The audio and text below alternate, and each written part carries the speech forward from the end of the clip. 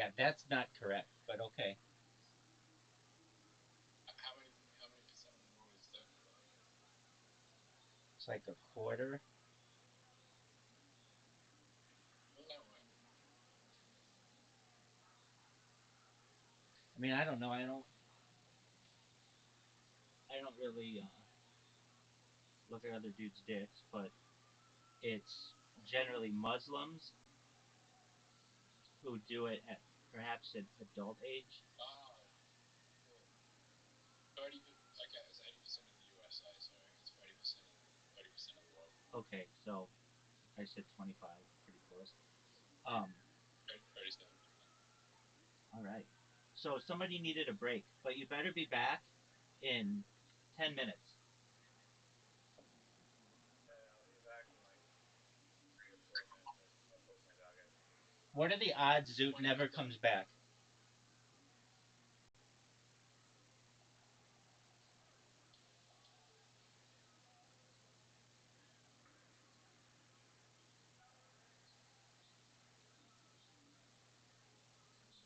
What's up, dude? Yo, what's up? How you living, pimp? What's good in your neck of the woods? Dude, I just got done celebrating New Year's, dude. What about you? We're about to in approximately 48 minutes. So you can do a countdown with us. It'll be amazing. Oh, alright. Wait, in 48 minutes? Word, dog. Alright. So, did you get fucked up? Yeah. Did you get any action I got plenty of action, dude. from chicks? Mm-hmm. Oh, that's what I'm talking about. Air high five, my man. Good on you. All right, so what'd you do? Yeah. First, oh, I can't really remember much because I'm a little drunk right now. All right, let's get down to brass tacks. On a scale of Z to 10, how hot was the hottest girl you hooked up with? Dude, dude, so fucking hot, dude. So fucking hot. I can't even describe it. You're serious?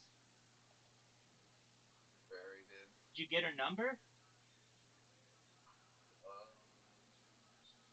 yeah, but I'm gonna block her later on because I'm just that dude. You didn't answer the question. From 0 to 10, give me a number. I did, Joe. Oh, okay. Like 7 out of 10. That's not super hot. That's like a little bit better than average looking chick. Yeah, yeah, I know. But that's cool, man. I mean, that's more ass than I got tonight. So excellent on you. And also amazing on you for being very humble. I bet she's better looking than a 7 out of 10. I bet she's at least a 7.5 or an 8. Yeah, yeah, Excellent. yeah. So it was just one chick tonight with whom you hooked up. Yeah, just one. All right. What's her name? Um, her name is like fuck, wait. I didn't even like think of the name. Hold up. I'm just gonna ask her on like my messages or something. No, dude, that's a bad move after you already made out with this chick or fucked her, or whatever you did, to then ask her what her name is. Here's a Why, better dude? move. Here's a better move. What is the correct spelling of your name? Okay, what's the correct spelling of your Because name it then? shows that you care about her and that you want to spell her name correctly. Okay, okay. And it doesn't make But you look like a douche who doesn't know her name. all right, yeah. I'll definitely do that. I'll do. And I don't mean that in a sarcastic way. I mean that I'm gonna actually do it. Excellent. Yeah, dude. All right, so I thought you were gonna block this bitch though. You said what? I thought you were gonna block her. Oh yeah, I'm gonna block her, dude. All right. And like probably like tomorrow or the next day. Yeah, get I'll her. still want to taunt her. Oh, you still want to bone her? Yeah, Okay, well then you need to get her name. It'll be really sweet. Just be like, hey, just want to make sure I spell your. What's the correct spelling of your name? I want to make sure I get it right.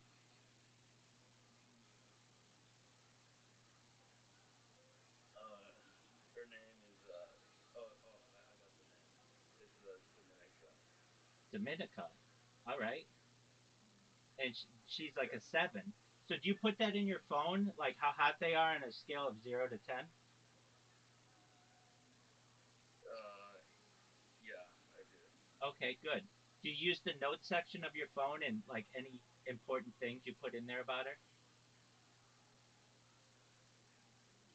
Not really, no. Dude, that's what you got to do, my man. So basically, right now, while you still have the memory somewhat fresh in your head, remember what you did. And I mean, you don't have to be like, hey, I made out with this chick, but just be like, met this chick at New Year's Eve 2025. You could even be like, yeah, we made out or whatever. You got to get the correct spelling of her name. She's a 7. You don't have to, because if things ever get hot and heavy with this chick, you don't want her going through your phone and she's like, you thought I was a 7? So you might, you, so, so Yeah, I know what you do. So what I you know what you do, do. what you can do, on the keyboard, how above the numbers there is a symbol, like above the letter or the number 4 is like the money sign, and the number 3 is the pound sign, and the number 2 is the at symbol. So just use that. So then you just know, like a girl who's a 7 is like an ampersand. All right, Then if all she, right. I mean, you got to remember your own little code. But then if she ever gets in your phone, it's never like, you think I'm a 7? No, baby, you're an ampersand. That's and. That means I want to make you part of me. Well, I'm not planning to tell her that she's a 7, so. I know, but you never know when a bitch is going to go through your phone. She'll take that phone, put it. This hasn't happened to me, but I've known it to happen to people. They'll put it over your face when you're asleep, and they'll unlock it, and they'll go through all your contacts and your text messages. And if she sees that she's a 7, that's not what you want. So if this bitch knows she's an ampersand, she's not going to know that code unless she's super, super smart. And then it'd be like, you think I'm an ampersand? You don't even have the balls to put that I'm a 7 in your phone?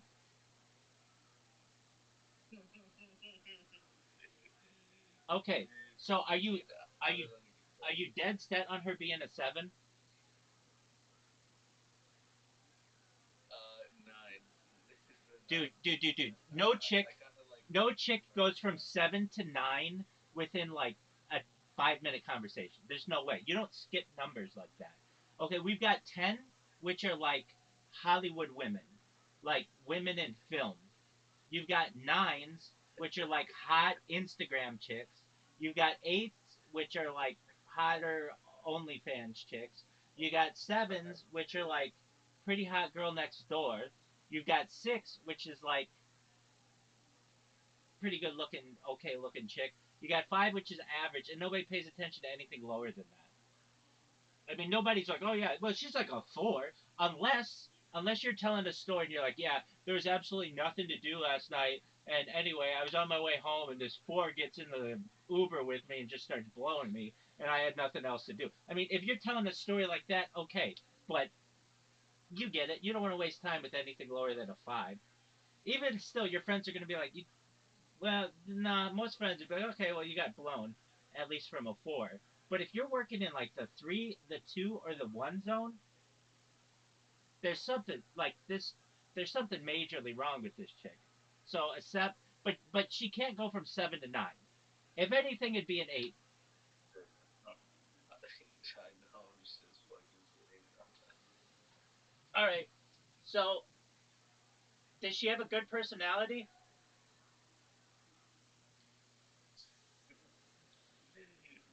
Yeah, yeah, she does. Okay, so you put that in your phone. Good personality, ampersand. She What'd you talk about?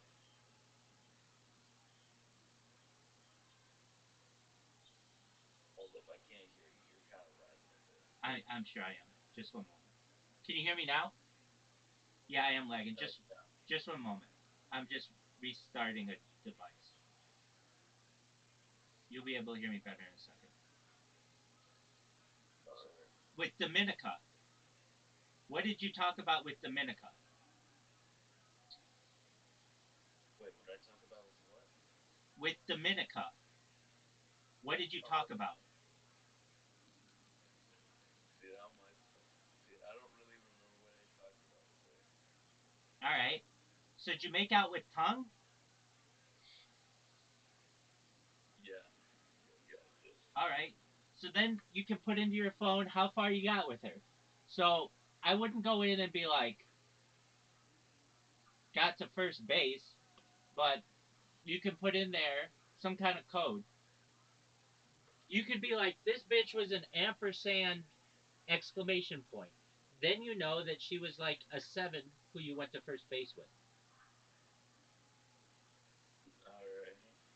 So like if you would have gotten in this girl's shirt, it would have been a seven at symbol. If she would have blown you, or you'd be at like a seven hashtag. And if you went all the way, that's a $7 sign, which just totally makes sense. I mean, when you're racking up tons of chicks, you got to have a little bit of a code. Do you know that Robert F. Kennedy Jr. has a black book, and it had at least 40 chicks just in his black book that his wife found? Now, if you look at my phone, I've got tons of chicks. I got more than 40 chicks in there, but I didn't come up with these codes until later on in my life. And so a lot of times I'll just have a random. I've got probably 12 different chicks named Sarah in my phone. No last name, no notes. I have no idea where these bitches are from or how I met them or whatever. But so I'm just telling you, it's a good idea to document. Alright. Exactly. All right. So where'd you go with Dominica? Was it a party, a bar?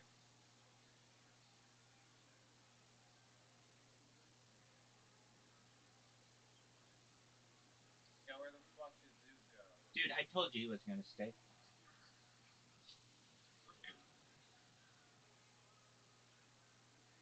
I am so back, dude. You're back. Yeah. So you weren't you had gone somewhere?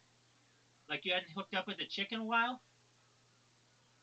No, that's not what I meant. Oh, I was Yeah, gonna I went say to go like because usually a go find seven her doesn't like get real you there. quick while you were talking. Oh, okay. Huh? Because usually a seven isn't gonna get you out of the doldrums. Yeah, seven's not gonna get me out of there, dude. A seven will just like piss her off, dude. Right. Okay. So you wanna bang this chick? When you gonna see her again? When I want to see her, Yeah. probably tomorrow. And as in like the second. Okay. And what are you gonna do? What am I gonna do? Yeah. Are you just gonna invite her What over I'm and bang gonna her? do? You're gonna go over to her house and bang her? You're gonna get coffee and bang? What's the plan? I'm gonna go to her place and bang her. Okay, that works, man. Excellent. Well, good on you. So, Yeah. Dominica, if you're out there watching right now, know that my man Ludacris is about to stick his dick in you in T minus 48 hours. And Excellent. if he doesn't, If he doesn't, Yeah. well, then if he Dominica's doesn't going to be consider his pissed. body fucking dead and send the police to search for his fucking body. So Exactly, dude. Dog, Exactly. we need to turn Dominica, who's currently a 7 exclamation point, into a $7 sign. And apparently she has potential to be a 9, which no one believes. But that's okay. We'll let you think that. Okay, so have you gotten down to like would you date this girl, like not just fuck her?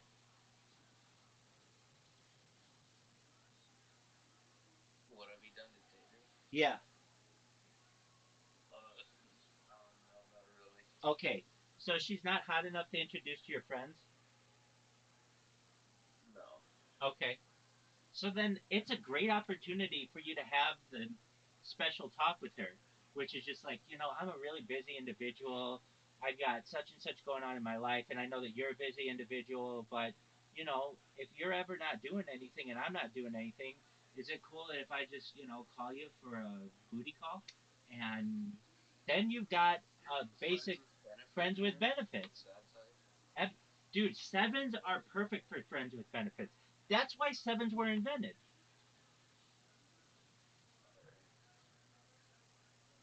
All right. All right. So Dominica, you're out there somewhere, girl. You've got a potential friend with benefits, and she's probably saying to her friends, girls, I met this guy tonight. He's kind of like a seven, and I already listed him in my phone as a seven exclamation point. I don't know. I don't know if I want him to meet all of you because he's just like a seven. So Guys, who's I that? might I might just end up hooking up with her regularly. Wait, somebody's yelling in the background. Riser, what are you saying? I didn't say anything. Alright, nice one. Were you talking to Is someone? fucking Caspian awake? Oh, my bad. Caspian's here. I Dude, we was got on mute. 33 I was on mute minutes. for a second. We have 33 minutes to get as much information about Ludacris and his love for Dominica as possible. So, Ludacris, um, let's see here. Does she have any hotter friends? That's a good question. Does she have any hotter friends? Was she the hottest friend in her friend Yeah. group when she went out tonight? Yeah. Okay, good on you, man. Excellent. So you weren't just going for the ugly friend, you were going for the alpha chick, which is tight. All right. And how did your interaction start with her? Were you guys just at a bar, at a dance floor? You just bump into each other, somebody introduced you? How did it work? It was at a party. It was at a party. All right. So it's a party. And now let's talk about her friends. If she's a 7, what are her Okay. friends? What are her friends? Yeah. Like, how would I say this without like insulting them in a way? Oh, Like a these five. bitches are Oh bad. wait, that's pretty insulting, right? No, Wait, is that like insulting if I say that her friends are like a five? that would mean they're average looking chicks, so probably just like whatever. Were any of them 4s? Or any of? Okay, there was like one that was a four. Okay, I mean that happens. They always have to have that one sometimes, unless they're going out like in power groups of just like 9s and 10s. But those chicks are tough to wrangle. All right, so you Okay, get but you. wait, before you say anything, like there was this one chick that's a six, but I fucking hate her. Oh, fuck that chick. Well, wait, her personality then makes her a 5. Yeah. Why do you hate her so No, but much? like I like her body, then she's going lower because like I just fucking hate the bitch. Okay, what did she do to piss you off so much? Like embarrassed me one time. Oh, you got to tell us this story. What's going on? What happened? Okay, so like I was at the party and she randomly just like came up to me like, "Are you fucking my friend?" Like out of fucking nowhere, dude. Like, what the fuck? Wait, she said, "Are you fucking my friend?" Or did you fuck my Yes, friend? Okay. So this yes, happened, like out of nowhere. and it was a different girl than Dominica? Yeah, it's a different girl. Yeah, No shit. Okay. yeah. And what was your response? Who the fuck told you? And I don't even know how the fuck she managed to pull that information. Apparently, Dominica said that she never told her anything. Okay. So let's see here. So Dominica is kind of a bitch. Wait, here's why. Not because of any of that, but Dominica is friends with the bitchy girl who's friends with some other chick who you were fucking, and Dominica knows that you were fucking the bitchy girl's friend. Usually, there's like guy code, like, you don't, I mean, generally, bros before hoes kind of a deal, and she's not doing that. She's not saying hoes before bros. She's saying you before this other chick. So that's tight. All right. So, was it true? All right. How do you think she found out? How do I think she found out? Yeah. I'm having an assumption that either like Dominica or anyone else in Dominica's friend group probably fucking told her. Were you fucking this friend a lot, or is just like a one-off thing? No, it was a one off. Okay, so that's not that big a deal. It's not like you dated the other chick, and now Dominica wants to date you because you just got to be careful about that kind of stuff. All right. So, what did the bitchy? Oh, so the bitchy friend just the only thing she ever said is, "Are you fucking my friend?" Or that's it. Yeah, yeah. It sounded like she was jealous in a way. Oh, I don't okay. know why. I have no idea why. You think you could pull a menage a trois with these chicks? Fuck no. I Okay. wish. Okay. Well, I'm just trying to keep your options open, friend. All right. So we've got Dominica. Do you know anything about her likes or interests or hobbies or anything? Do you know what she does for a living or anything?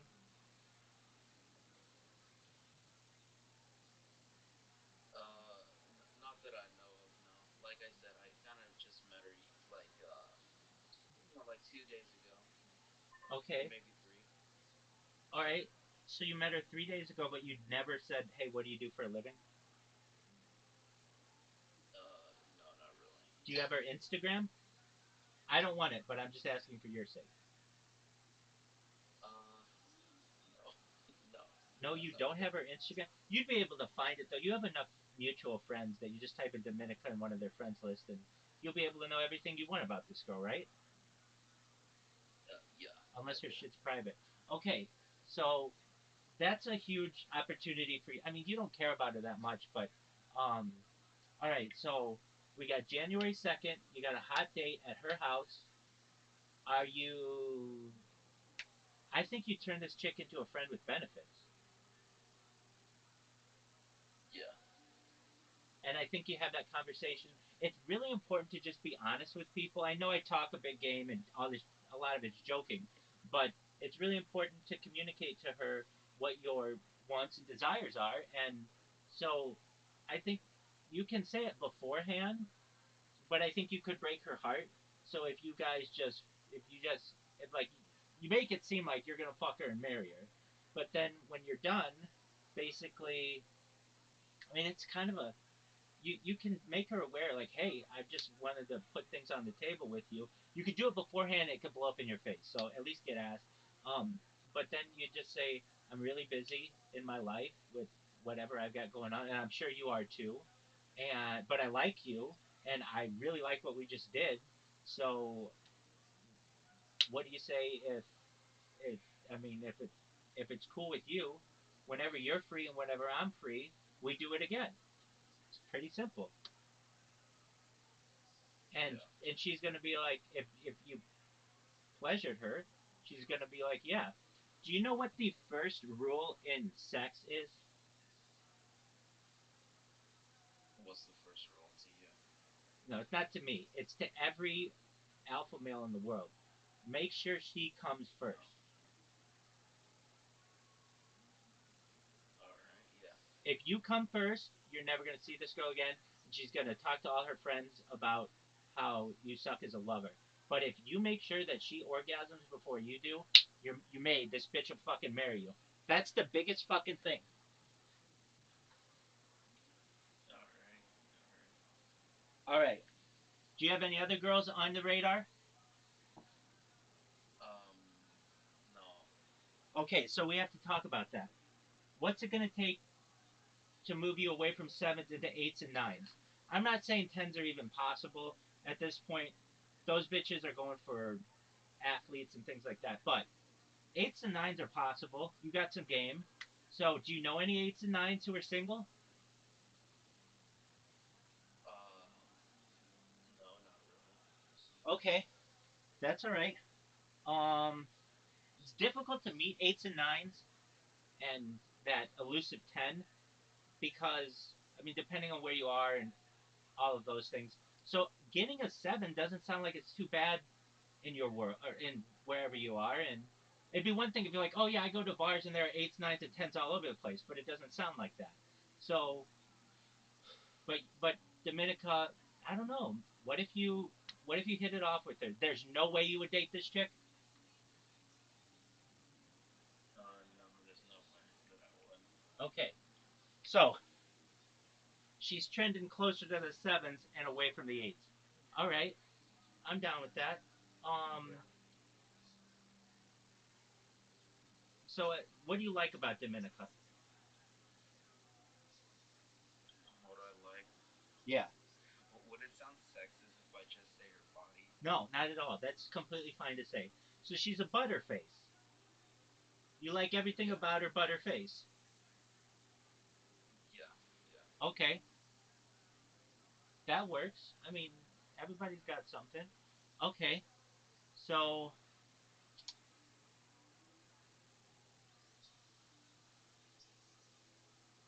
really, she's a perfect friend with benefits candidate. And if she's a butterface, she knows that too. She knows that she's not the cream of the crop, but she also knows that she works on her body and that you'd like to enjoy it every once in a while. So, I think it's really important that you're honest with her, and it doesn't have to be before you have sex with her, but at least around the first time, you just set your boundaries and you set your expectations, and hopefully those align. And it sounds like they probably do. If this girl made out with you on December 31st, I mean, you basically got her in the bag. There's like one better date that you could have probably made out with this chick, or where she would fall more in love with you, and that would be like Valentine's Day. Aside from that, you got this girl. All right, man. Okay. That's how I see it. I'm a straight shooter. What do you want me to say? All right. Um, and then you move on. I mean, if you go on like Tinder, are there eights, nines, and tens available, or no? They're all taken. No, I think most of them are just taken. Okay. Or they want money. That's what I hear is a big thing too. Okay. Well, you can. I guess you just find another seven, but uh, I think you'd be happy with an eight. Just a girl with a pretty face and a nice body. I mean, I think we'd all be happy with an eight. I think that's what everybody wants, frankly. Because a ten's going to run away on you. A nine may just do that at another point, but an eight might stick around. All right. Um, does Dominica have any friends who you would also want to hook up with? Like you already hooked up with the bitch's, that one bitch's friend. Anybody else like that? Um, kind of, but like I don't really want to name some of them right now. No, no, I'm not asking you for their social security numbers. No, no, no, no. Just okay. So there are some girls out there who are in Dominica's friend group who you might want to hook up with. Okay, but you don't want to hook up with them more than Dominica, or do you want to hook up with them more than Dominica? Not more with Dominica. No, what I mean to say is, um, who do you want to hook up with more? One of Dominica's friends or Dominica? I think I'm just gonna stick with Dominica. Okay, so but there was something there though. Is there another chick who you have a thing for in her friend group? No, not really. No. Okay. All right. Well, then I think we've got things established. Dominica is a potential friend with benefits, and she's a good looking friend with benefits. Friends with benefits can really range from like five to seven. I mean, you could get eights, nines, and tens, but you want to date those chicks. So that's good. And does Dominica know she's getting fucked January 2nd? No, she does not know that. No, no, no. She knows. She knows if you fucked the other friend, she knows that you're down to pound. So, um, you know, she's she's preparing herself. Oh no, she thinks I'm gonna do it today on the first. Okay, so she thinks you're just gonna call her literally like 12 hours after making out with her to fuck her? Yeah, something like that. Yeah. Okay, why isn't that the plan? Why isn't that the plan? Yeah. I got some shit to do. Oh, okay, that's absolutely cool, and you need to rest up and everything. Okay. Um, but you're gonna contact her and say, hey, January 2nd, you mind if I come over? Yeah. Dude, that's amazing. All right, good on you, man.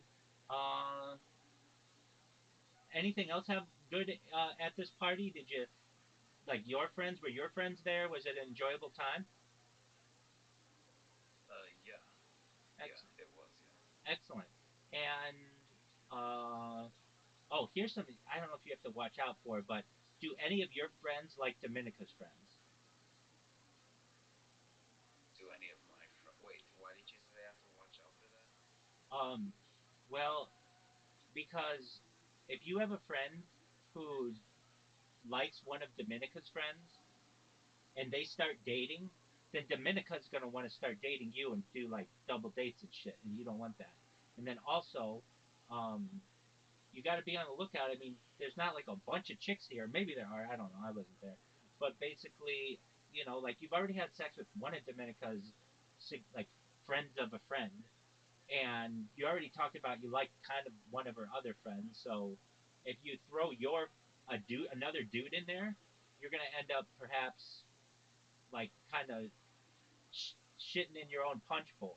You want to kind of keep those guys out. All right. Does that make sense? Like basically, if you if you're fucking like a bunch of chicks in a group, you don't want to have your friend get in there because that's just gonna mess things up. He's gonna have a bad breakup with Yeah. one of them, or he's gonna fall in love with one of them, or fall in love with Dominica. You want to keep those guys out. I mean, basically, like if we were studying animals Yeah. on Yeah. You don't want that. the Serengeti, hey, what's going on, dude? Um, you'd be like Good. the lion, and you don't want other lions fucking up the pride. You want to make sure that you're the alpha there, and you maintain that status. And not saying that you won't, but if your guy friends are in there fucking all the other friends, then there's the potential that your friends can fall in love with Dominica. Your friends can fall in love with one of those other chicks and want to get into a relationship, and then that's gonna fuck up your friend's benefits potentially, depending on how mature she is. But do you think she wants to date you? No. You're full of shit. She wants to date you. You kissed her on fucking New Year's Eve. Uh. Yeah. Dog, Yeah. You're right. Dominica is making 2025 the year of ludicrous. Not only that, she thinks that you're calling her on January 1st, which is a sucker move. You got to keep these girls wanting more. So January 2nd, I get that. That's cool. And if that works with your schedule. But yeah, she's head over heels for you, dog. Perhaps. Perhaps. I mean, she already knows that you fucked this other girl. Oh, wait. Dominica knows that you fucked this other girl, right? Um. No, but I'm gonna plan to keep it that way Oh, dog. for a while. Dog. Dominica knows. Dominica knows because this bitchy girl with the big mouth is going to tell her. This fucking Christ, dude. Am I wrong? She already came up to you and said, you're fucking my friend. You don't think she's going to say that to Dominica? No, cause I fucking technically bribed her out. Dog, unless you bought this woman a beach home, you didn't bribe her well enough. How did you bribe her? What did you give her? Like a smooth 200 just to tell her to shut her fucking mouth. Really? That's a pimpin' move. But that's not enough. That might keep her quiet for a week, but you're kind of a sucker. Now you just gave away 200 bucks to this bitch, and she's still gonna tell her friend anyway. She's gonna get drunk, and she's gonna be, oh yeah, did you know that Ludacris was fucking this other friend of mine? And then Dominica's gonna be like, what? What is this? Now, I'm just gonna say, her friend is full of shit. oh, so you're just gonna deny it and gaslight her? All right, I mean that Yep. works. But then if you're gonna look like a jackass if Dominica ever hangs out with that friend, and that Dominica's gonna be like, "Hey, Ludacris said that you guys never hooked up, and the bitchy girl with the big mouth says that you did you hook up with him? And she's gonna say, yeah, we hooked up, and because then she's gonna have something on Dominica, and then Dominica's gonna be like, hey, Ludacris, why did you lie to me? You said that you hadn't hooked up with her. Jesus Christ, dude. So what I would say is, and then the girl with the big mouth is gonna say, yeah, Eddie gave me $200 to stay quiet about it. So Yeah. you just No. you're not fucked though. You're fine. You just don't say anything to Dominica. And when Dominica, if she ever brings it up to you, you say, I gave the girl with the big mouth $200 for something totally separate, and I'm with you. I'm not with that other girl. That's why I didn't bring it up. It doesn't. She doesn't matter to me. You're the one who matters to me. All right. Yeah. Thanks, man. Yeah. I didn't know what else to tell her to in case if that ever happens. Yeah, I mean, if it does, you just have to make her seem a little bit better than this other friend, and she'll be fine because she understands that you're you know, you're hooking up with chicks, and they just this circle has kind of became concentric to some extent. But you will honesty is the best policy, but you don't want to necessarily be too honest with her.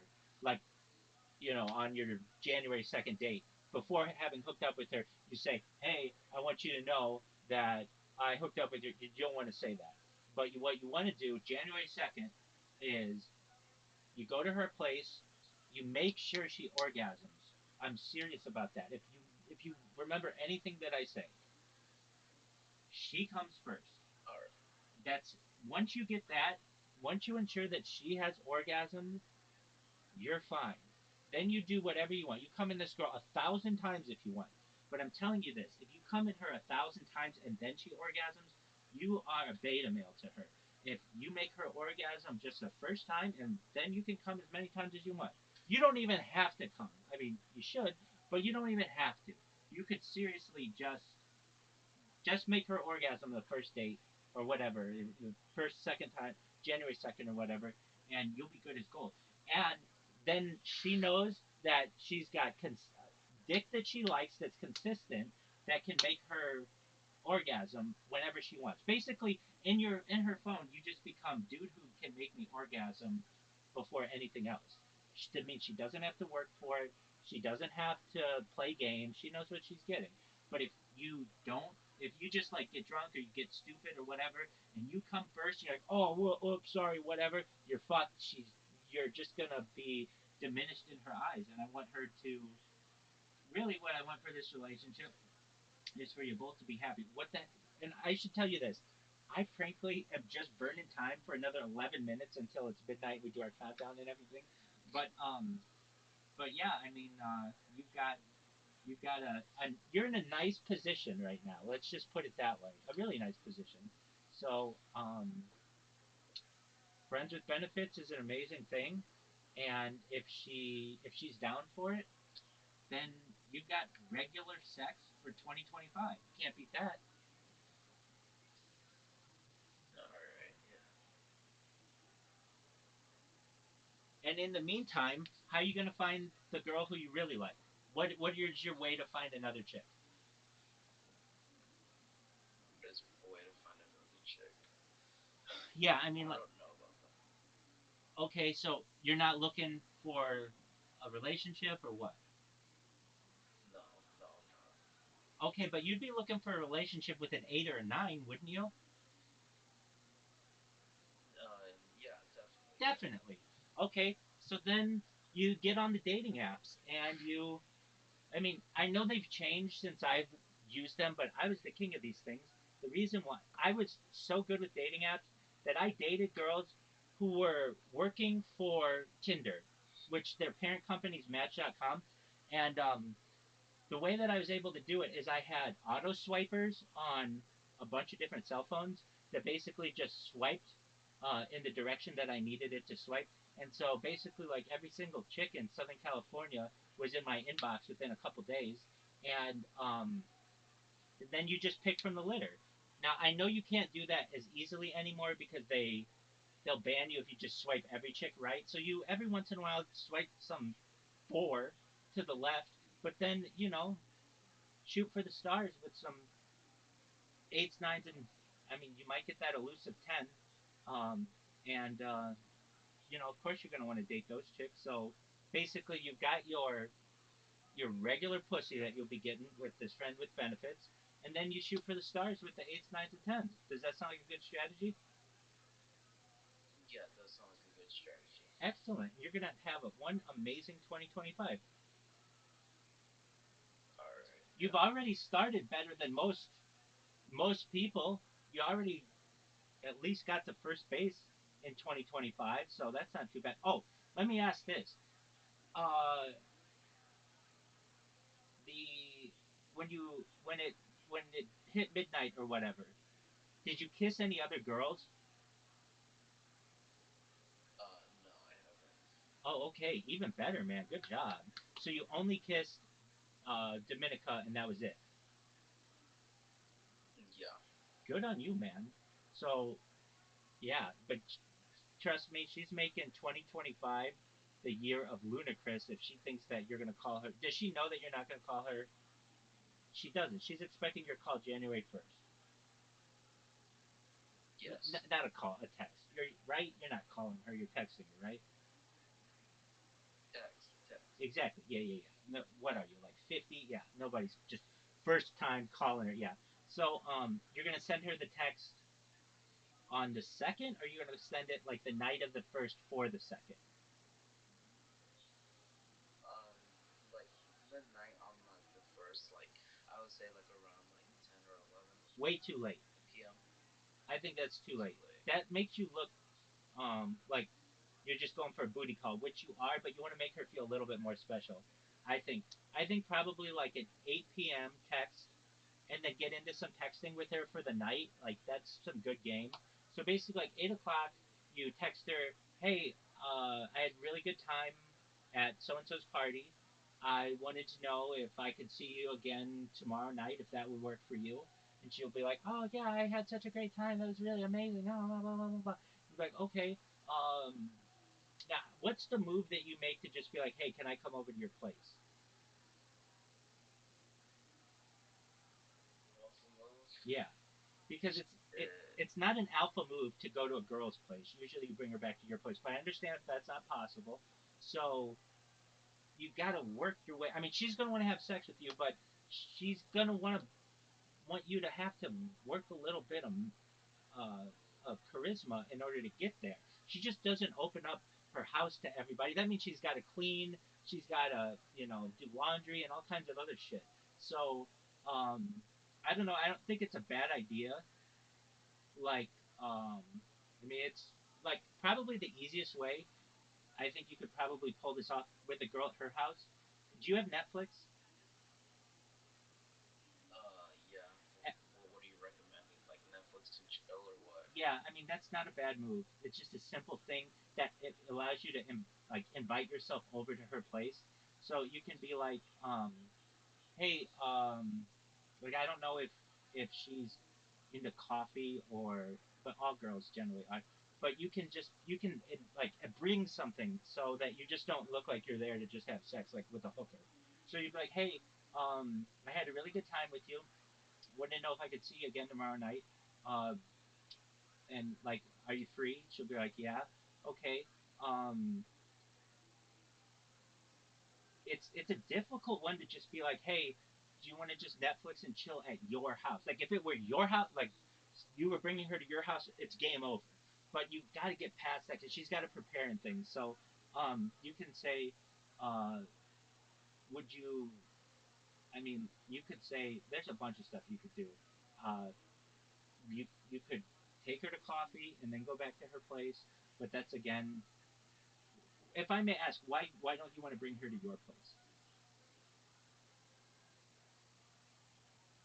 Why? Is it an option? Because my house is a disaster.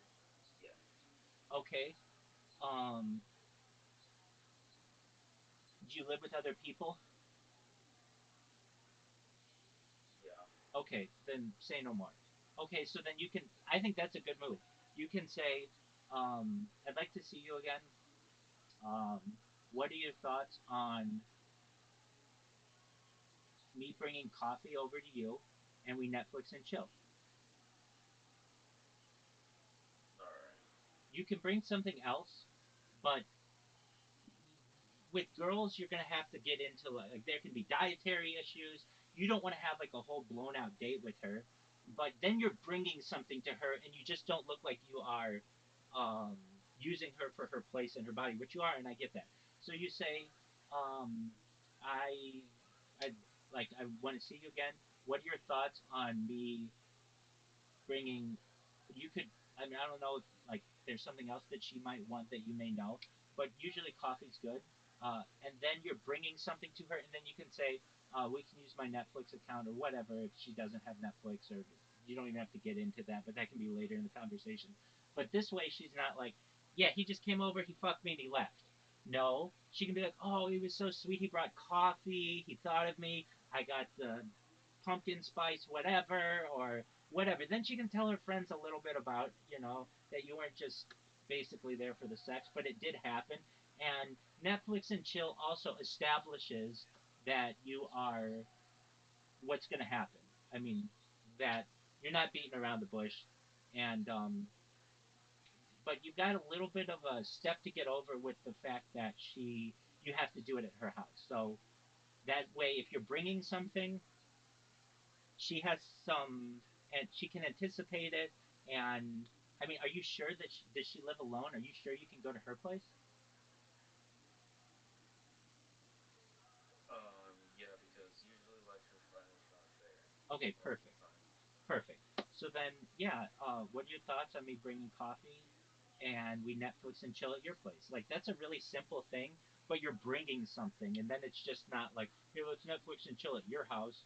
Um, just bringing her a little something is, I think, going to be very positive for you. So, yeah, you've got a date on January 2nd. She thinks it's on the first, and then from there you can establish it any way you want. Hey, this was really fun. I'd like to see you again, and maybe be more serious. Or this was really fun. You should know I'm really busy. I know you're a busy person as well, but whenever you're free and whenever I'm free, what are your thoughts on doing this again? Like establishing this type of communication is I feel going to be very beneficial to you long term. Then you're not going to look like an asshole in front of her. You're also going to look cool. I think you'd look cool by pulling this. Um, so I mean, it's up to you the moves that you make, but I think if you do 10 o'clock, it's a little too late. She's gonna want to text with you a little bit. I mean, maybe not, but at least something you're gonna want to be like, okay, so what do you want from Starbucks? And she'll be like, oh, I want whatever latte. Okay, cool. Um, and like, do you have any? You can look into if there are any things that you have to be on the lookout for. She'll tell you, hey, I'm lactose intolerant or whatever. Okay, so we are about to do a countdown. In fact, we are about 30 seconds away from it being 2025. So, Oh wait, is it actually? All right. yeah, exactly. I was literally just talking to you this entire time. I never talk with people about their relationships this long. But the reason why was because I was just blowing time until we have this. So, um, 10, 9, 8, 7, Eight, 6, seven, 5, six, 4, 3, four, 2, three, 1. two, one. Bingo, bango, bongo. Happy 2025, Dude, everybody. happy new. Excellent. Happy 25. I was counting. I thought that I was unmuted. You're good. That's all right. That's the way to start off the year. Oh yeah, uh, I forgot. Right? It excellent. is the Rothschild. Excellent. Well, Happy New Year to Happy you, fucking New Year, Jasmine and Cindy. I Luna know that Chris. you're born at fucking 10:39 p.m. on December 31st, but I just want to wish you a happy No. fucking New Year, 1019. dude. It's And 1019. same to you, Yeah. Rabbi, and same to you, Lunar Chris. Thanks, big dog. Yeah. Thank you too. Excellent. Did you hear how laid Ludacris is going to get on January 2nd? Yeah, in 48 hours, if he doesn't get laid, hey, we're gonna file police to fucking search for his dead body because on fucking God, he's not getting fucking laid in 2 days. In Dude, 48 hours, it was a he's bit. definitely getting laid. He's already got a boner. Yeah. Excellent. Yeah, he has a boner right now. He's fucking so He's crazy talking to into it. this guy. Yeah. All right. So Lunacris, um, I've got a couple devices I got to get like restarted. I restart my streams every 12 hours, but it was good to get to know you a little bit better. And then I'm gonna go to bed because I am very tired. I've been up like all night. But come back and tell us how it went, and hopefully you got friends with benefits in a couple of days. Sound like a All plan, right. Ludacris? All right. Excellent. All right. I will. And don't you go falling in love with this chick. I don't want to hear on January 3rd that you're getting married on February 14th. Okay? All right. All right. Yeah. Excellent. I got you. And wrap it up. I don't want to hear on the 10th that you guys have to make a big decision. All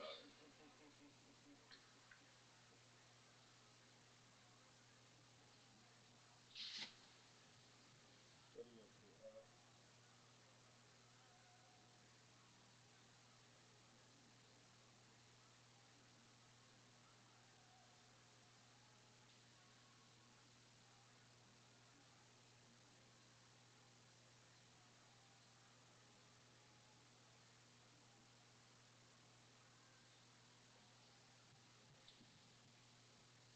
I think that'll be useful for us um, for the actual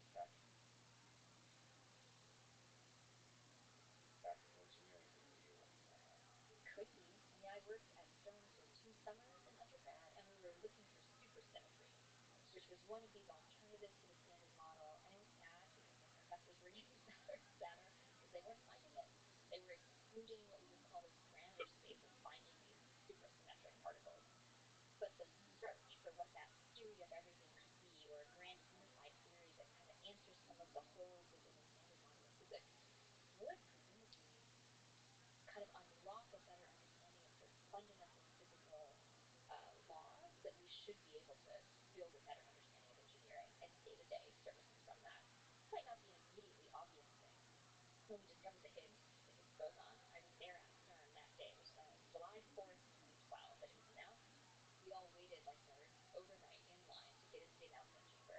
I'd never waited for even like a Harry Potter premiere in my life, but we waited for this like announcement of the Higgs boson to get into the Overnight in chamber all line. day. But did that immediately translate to technology for engineering? No. Um, but it's still a really important part of our understanding of these fundamental laws of physics. And so I don't know that it's always immediate, but I think it is really critical knowledge for humanity to It might shake up theory our is understanding of important. the world. Yeah. What scares me is it might help us create more dangerous weapons. So, and then we'll figure out that great dangerous situation. And I still believe that human compassion and love is actually the way to defend against all these greater and greater and more impressive weapons. Yeah. Let me ask you a weird question. In terms of you disagreeing with others, what important idea do you believe is true that many others uh, don't agree with you on? Maybe it's a tough question. Yeah. Think about that one. But when it's very specific, like which material to use for something about a particular project, or it could be grand priorities on missions. I think one you actually mentioned is interesting. Is like uh, the thing we should be looking for is like colonization of space versus colonization of planets. Meaning like, It's probably my best hot take that people would disagree with me on is life in floating cities as opposed to life on the surface. how do you envision that like spread of humans? Because you said at the beginning of the conversation something about like scale, increasing the scale of basically humans in space. Are they just like in they're in orbit and then they get a little farther and farther out? Or do you see these kind of um, floating cities just getting farther and farther from Earth and then always kind of return? Like if you look a few centuries from now, do you just see us all these like Like an floating amoeba. yeah, Right. and it just kind of envelops the space around us, and there's like neighborhoods. There's, Yeah, and you there's like do. rural, and giant structures and small pirate structures, that kind of stuff. Yeah. I think low Earth orbit might come to look like that, and it's a really interesting regulatory challenge to make sure that there's some cross purposes. So the more cool space cities we have in orbit, the more shiny objects in the night sky, the worse it is for astronomers in a really kind of overly simplified case. So there's some pushback to this like amoeba aim where we just grow kind of incongruously or indiscriminately as an amoeba in low Earth orbit. Beyond that, though, I think we'll grow in pockets where there are resources. So we won't just expand around the gravity well of Earth. We'll do some development around the moon, some development around asteroids, some development around Mars, because there will always be purposes for which you want to go down to a physical object and study it or extract something or learn from it. But I think we'll grow in fits to start in pockets. Some of the coolest pockets are the gravity balance pockets, like the Lagrange point, which is where we just sent not me personally, but NASA just sent James Webb, the big telescope. I think it's at L2. So, What's the nice feature about those pockets? so it's a stable orbit. They're circled with a Lagrange point, and so it just requires less energy to stay where you're trying to stay. Yeah, that's fascinating. What's also fascinating is the interaction between nations Oh, on that totally. regard. Like, who owns that? Would you say in those floating cities? Do you envision independent governments? That was going to be my next answer to you, which is push me harder for a more provocative question where I might hear other people. I don't yet have my own opinion fully formed on this, but we are trying to figure out right now what happens to the moon with all of these first come, first serve actors just arriving and setting precedents that might really affect future access. And one example is property rights. We do want companies that have the expertise to go to the moon and mine stuff that will help us develop a human settlement there or a gateway. But companies need to know generally that they have rights to a certain area or that they have some legal right to sell things that they're getting. That means we're going to grant property rights on the moon to companies. Who has the rights to give that right away? So there's a bunch of really kind of gnarly questions we have to think about, which is why I think we need code lawyers. Maybe that's the true provocative answer. I think we need code True. lawyers. I mean, yeah. I mean, but those questions, again, as you said eloquently, will help us answer the questions of us here on Earth. That Yeah. it is a little strange if it's obvious, but it's also strange if you look at the big picture of it all. But we draw these like borders around geographical areas, and we say this is mine. Right. Like, and then we At fight wars over PNC. what's mine or not. But it seems like there's some popular alternatives, but also it seems like Well, there needs to be go to public Neptune. ownership of some parts. Yeah. Like, what's it, Central Park? Sorry, did There's I wake you there's up? I something didn't want to do that. like No, preserving. you said go to the moon. Commons. Yeah, the commons. Commons. Happy New That's quite Year's, exciting. So dog. the I don't know if you heard my HQ Happy stands for New Year's. anthropocosmos. It's Yeah, a man. long, Happy kind of a New Year. mouthful. But this notion of the Anthropocene, we have a lot of commons problems in humanity. How are we treating the earth in global climate change? How are we going to treat and behave in space? Anything How that can we be learns responsible about stewards of the perspective. space commons? And I would love to see an approach to the moon that is commons Uh, based, but it's hard to know who would be the Yeah, I'm protector or gonna the enforcer of that. really And try which and which is looking probably where override there's a lot of my companies sort of self-discipline part working of on my the moon, brain, working which on Mars, working doesn't on seem to because exist, it feels and like there still needs to be try and pump this out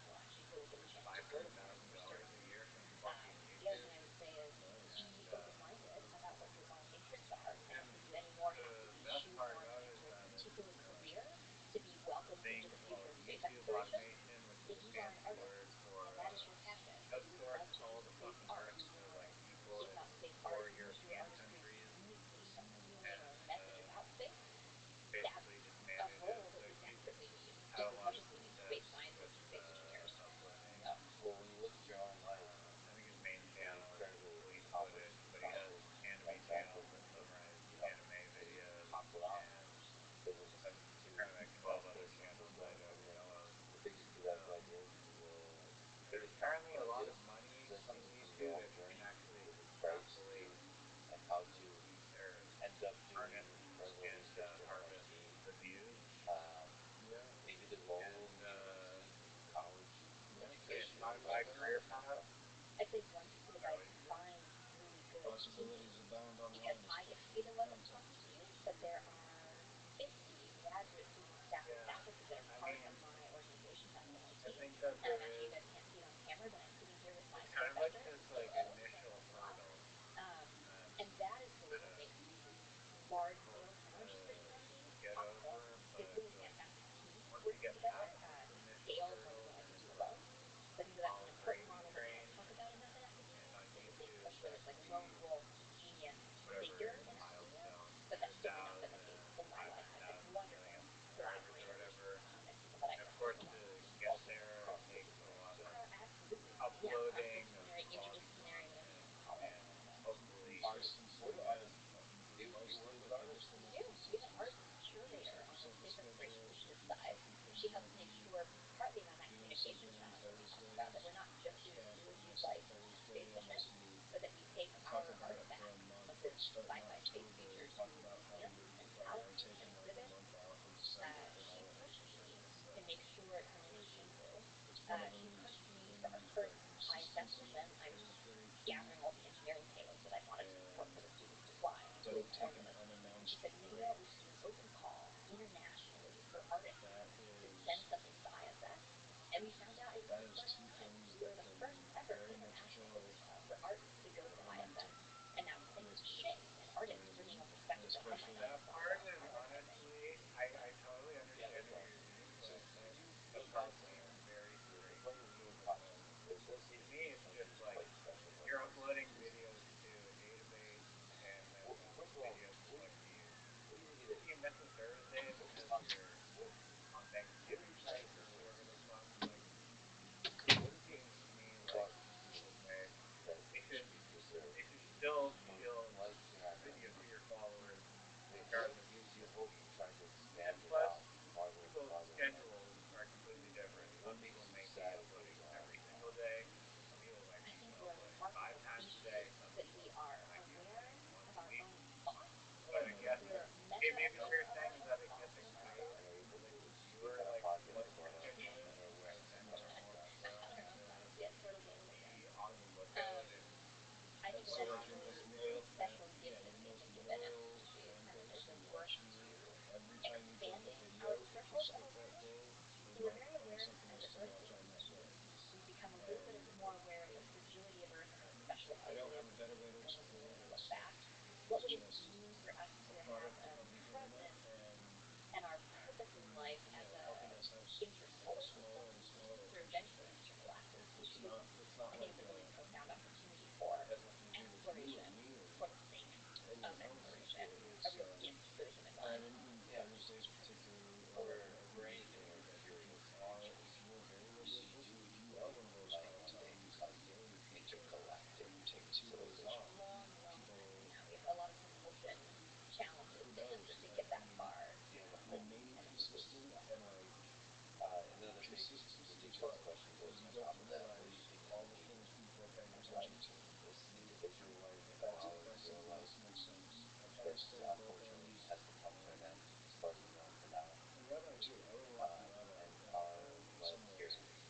But like from the podcast, from doing other streams, from helping other people with their streams, consistency is Is there a the number one thing. single And like whatever driving purpose consistency why, or can is, you just be sure that it's because something? everyone's I product is going to certainly be different, feel, but and this is not a scientifically talking, but just more it's like a human yeah, brain consistent talking. chatter.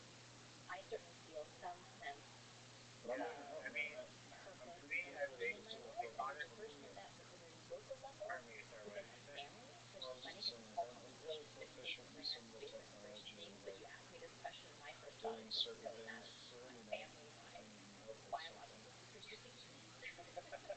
Okay, um, I appreciate it. but then there's Um, also another I purpose, mean, like for another me, I version of feel the like meaning in my life, which is trying to quality do good trumps things for humanity. So that consistency sense that because we individually humans if have our I mean, local this is just from humanness, my and own we can also be global anecdotal humans experience, someday but and start if to there's interdeal with some all people who are not content humans. creator that I I don't know really if that's too enjoy, naive. like it Um,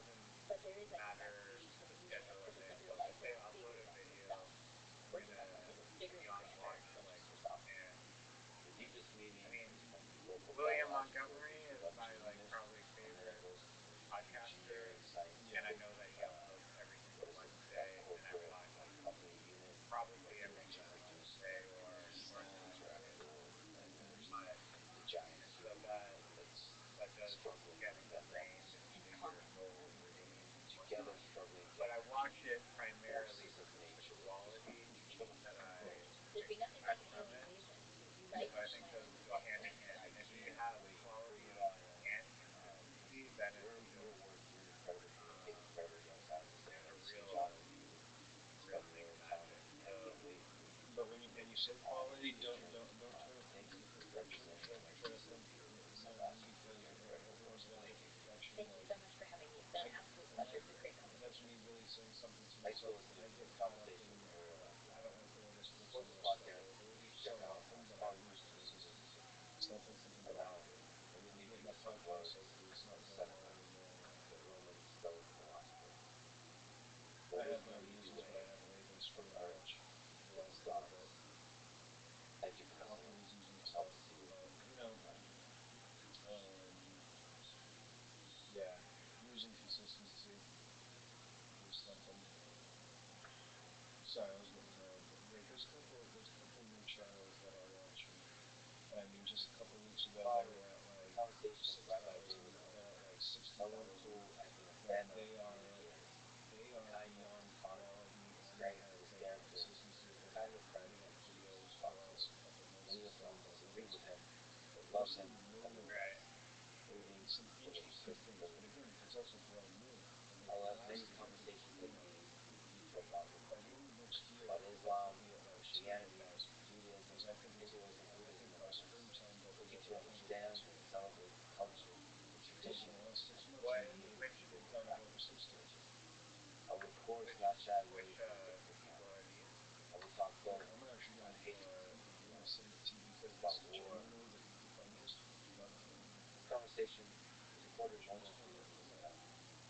on.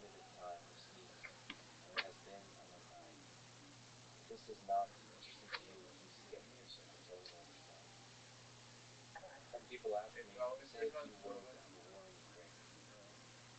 It's always the most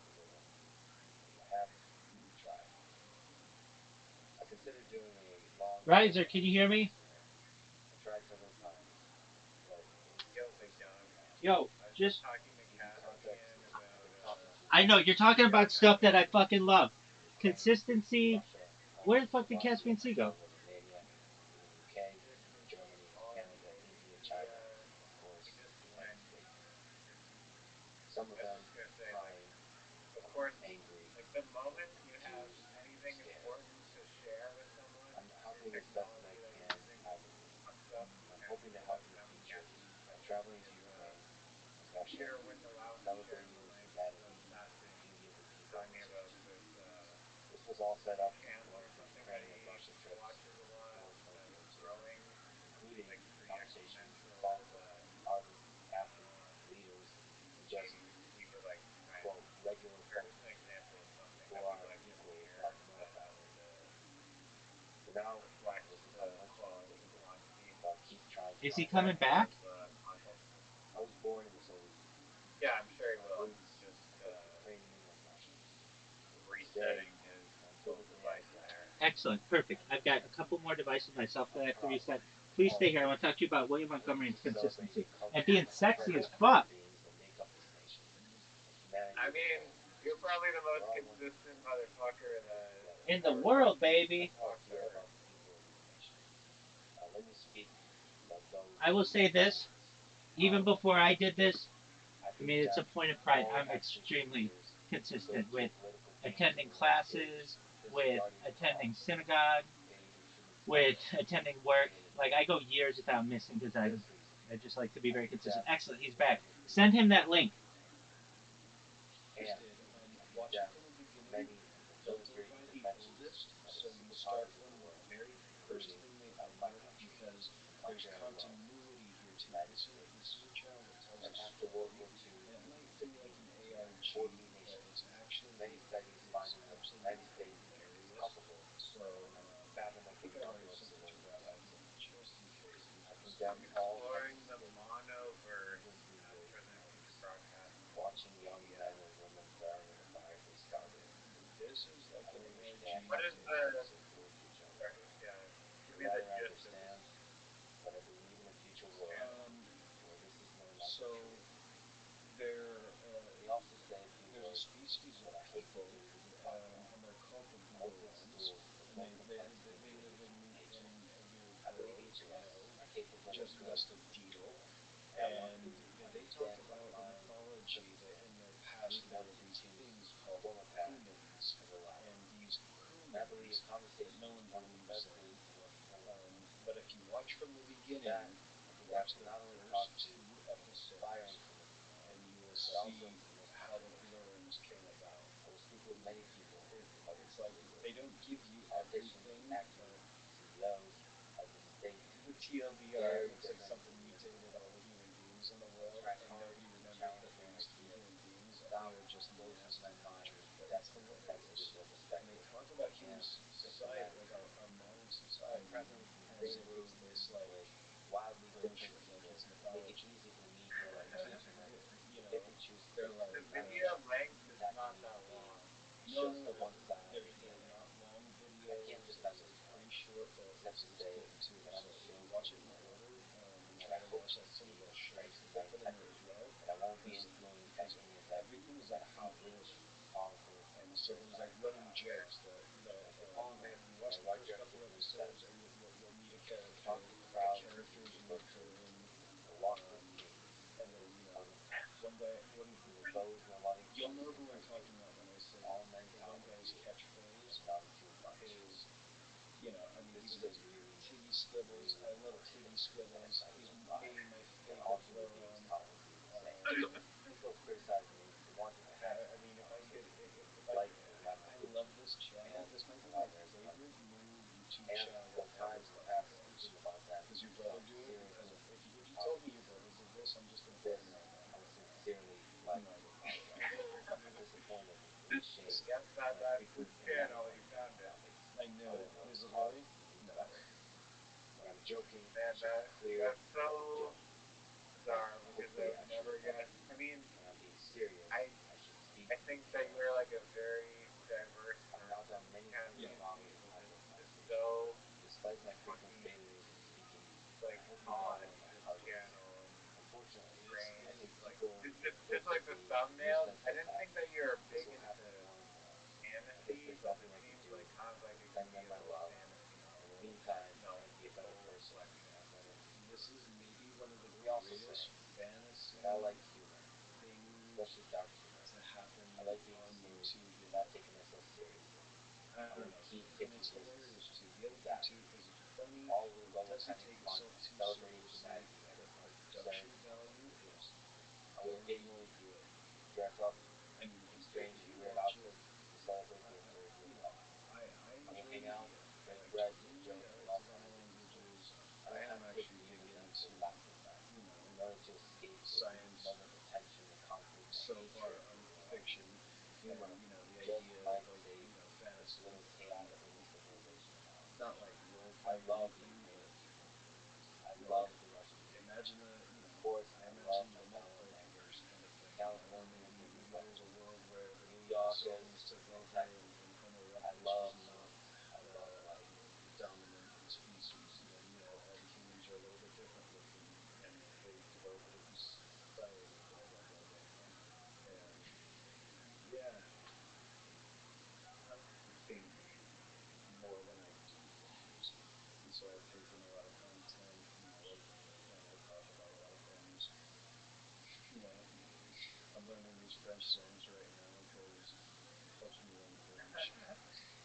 Dude, I do a lot of weird shit. You know what I mean? okay, I weird mean, like, shit is what life is about. If there's no weird shit to explore, life would be very boring. I okay, love let me go into I could find the most just weird, strange things. Like my friend right now, I mean, this would terrify me in real life, but she literally has these things called hornworms What that the turn fuck is into that? like these giant fucking moths that she's literally releasing in her house. These giant fucking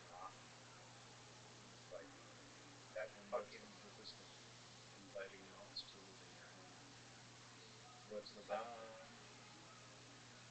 what's not the benefit is a better Well, question. now, well, Why are you so we just don't. anti-moth? Because Look, all the butterflies, time. they get all the fucking love, but like See, what really, you're doing is you're making it so you have a much longer answer ahead of you than you started. What's not to love about moths? Well, I guess you have a long list of good things. but no, I think butterflies get all the credit. Like I said, I mean, she said that moths are kind of like the sketchy butterflies, and it's like, yeah, like if moths were playing GTA 6 moths are like fucking robbing hookers and fucking stealing cars and shit, and butterflies are like the people that are just riding the subway and carpooling to work. You know? Look, you play Pokemon, right? I mean, do you want a Venomoth or a Butterfree on your fucking team? Because for real, it's a Venomoth every fucking time. Because you're smart. You're a good Pokemon trainer, Al. You kept the Venomoth in your party because it's Yeah, powerful and the it's like, unevolved Venomoth looks really like off-putting, to be honest. yeah, Like yeah, no one's like it just looks like a little fuzzball of like guts. the yeah the Venonat, but the moth is not that bad.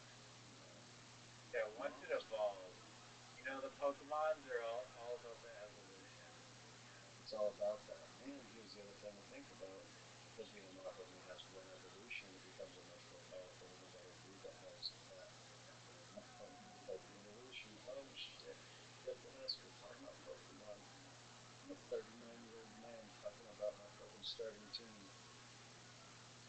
Hey, it's a relevant metaphor, so fuck anyone It who is. fucks with Twitter about this shit, because it matters. it, it really does. It is great. Yep, it's like I'm all caught up. The last upload was 8 days ago. So I have seen everything pretty much as soon as they release it. But it's great. I mean, there's different like TV shows that they have. Unanswered Oddities is like the main show that they'll do. But everything is phenomenal. This is absolutely my favorite fucking TV channel. No joke.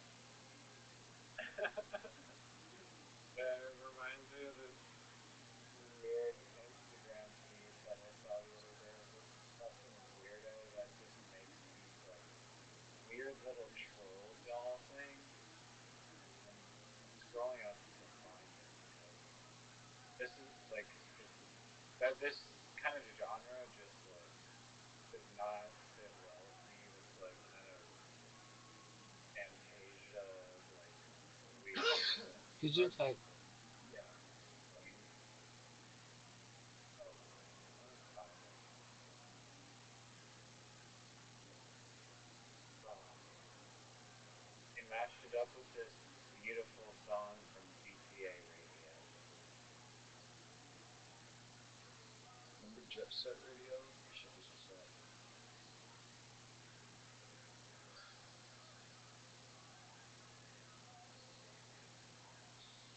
Did you watch William Montgomery on Monday's Kill Tony?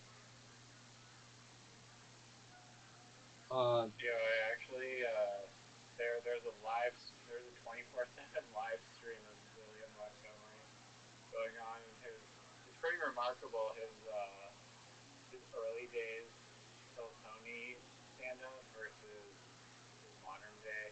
He seems to have grown a lot of confidence, and his like persona on stage has really amplified. He's much more like eclectically like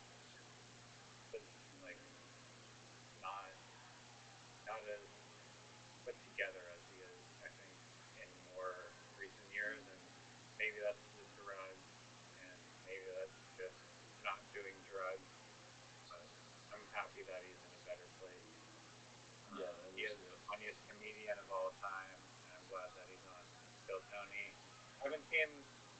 I listen to his podcast all the time, which I'm sad that you have not listened to his podcast yeah, isn't all the that time because he interesting? was watching bullshit like like some fucking freedom, man, and shit. Right. I don't know. His shit is interesting as fuck, But man. yeah, I know, but still not really among them. There's something off-putting about Lex Friedman to me. I can't put my finger on it. He's socially awkward, it seems. It's not just that. Yeah. It's like he's an industry plant. I feel like he's only here to try to make us feel stupid for not allowing AI to become our overlords, and I'm pretty sure he just wants to convince everyone to invest in AI so that we can all kill ourselves in the long run. I get this weird vibe when I look at him. I don't know. Yeah, I mean, Maybe he has autism, and because he seems socially awkward, I can't get a read on him. no, Maybe I he have doesn't. autism. He doesn't. He's a he's just intelligent. I mean, I don't want to. I think there are a few things. One, English isn't his first language, so he's having to translate everything in his head. Two, But he he's Armenian as well. I've known so many Armenian people. Go on, sorry. he's actually Tajikistani. Well, he was born in Is that true? Tajikistan. Yeah, in Tajikistan. Um, he he may be Armenian. He's all kinds of stuff, but he was born in well Tajikistan. 3 3 minutes ago, I would have 100. What the hell is that?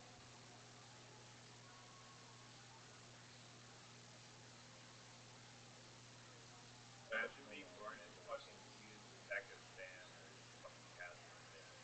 He is Dude, have you Tajikistan. seen Yeah, Kazakh women? Kazakh women are beautiful. Kazakh language is beautiful. You know what I mean? I don't know. Yeah, Go ahead. because they're next to Russia and Russian bitches are fine as fuck. I don't know. And maybe I just have like a weird, obsession with any nation that borders the Caspian Sea. But it's like, I'll tell you what, you want to talk about Azerbaijan? I'm a fan. Why? Because it touches me. Interesting. I don't know. It's like there's something about Oh, those places. this A might little. be like a noob question, but like, why Mhm. did you choose Caspian Sea as your nation? Well, all right. Well, now you have to tell me why Illinois afterwards. My last name translates to Caspian, so there you go. I mean, my last name means Caspian, so Okay. And then yeah. you just And put, then hey, there's a sea named after me. Fuck it. Well, I also am a big fan of avant-garde humor. I like to think if you look at any of my stuff, you'll see that in my about section, I call myself Dadaist, right, or Dadaesque, right, which is kind of like this avant-garde humor, but it's also Andy Kaufman's style of humor. And Andy Kaufman, I think you know, right? He played a character on Taxi who went by Latka Gaius, and Latka came from a little island in the middle of the Caspian Sea called Caspia. And so my whole life I've always had a big fan. Also, the sailor Sinbad from the ancient mythology. He sailed the seven seas. One of those seven seas back in those days was the Caspian Sea. There was an inlet that led into the Black Sea. Anyway, just so you know. Yeah, there's a lot of mythology surrounding the only freshwater seals in the world still surviving are in the Caspian Sea. I actually have a lot of my whole life I've been very Wait, fascinated did with you say the only seals surviving are in the Caspian Sea? freshwater seals. All other seals they live Okay. in the ocean, so briny water. But the only freshwater seals they live on the rocky shores of the Caspian. So Okay. Seals are awesome. seals are cool, yeah. So I mean, I don't know. There's a lot of silly reasons. I think it sounds cool. The Caspian Sea, weird translations and things, and Yeah, I pirates think and like nightfall. pirate. I'm like, are you some sort of pirate or something? Like And yes, pirate of exactly. something? Sinbad was a pirate, and bothered my name in the past as well, and so mostly, yeah, I don't know. I've always been a big fan of pirates and ancient mythology, ancient Greek mythology, ancient, Near East mythology, some European mythology, but a lot of European mythology comes from the Middle East, Fertile Crescent area. You know what I mean? And then Greece and stuff. So I don't know, but yeah, and then when I found out that my name, that's what it means. Pretty interesting. I gotcha. Yeah. Specifically, my last name means the Caspian tiger. So, um, you know, the it, the Caspian tiger was hunted to extinction in the 70s, possibly the 80s, depending on for sure nobody really reported seeing them in the 70s. They had the prettiest stripes. They had different stripes than other tigers, slightly. They were a little bit thinner. They had a lot more of them, and the reason why people made tigers into rugs in the first place was because of the Caspian tiger and how big he was. So yeah, it's basically like if my family had a coat of arms, it would be the Caspian tiger. It's one of those weird names. But I also spell it SEE because I also like, let's see, like beware the Ides of March, a seer, somewhat a prognosticator, something like a prophet, you know what I mean, kind of thing, oracle, to see, Boa, you know what I mean, all sorts of different things. Uh, yeah, try to put it together in like a weird way. I used to just take a bunch of like ancient Sumerian gods and stuff, and it would be like Enki Kun, right? And stuff like, mix up some Sumerian Enki, the god of the Anzu, and then add Kun at the end, Kun. Kun in Sumerian is underworld, so it's like god of waters and underworld. I used to have a lot of weird usernames I used, but I like Caspian. Some people would compliment on it, but other people thought it was a little exhausting. And I hate Okay, Z. go with a K though, not a C. My last name begins with a K. I also like the hard sound. I would have used a Q, but it just really doesn't fit. But yeah, my last name begins with a K. So Okay. yeah. Why L and Weiser?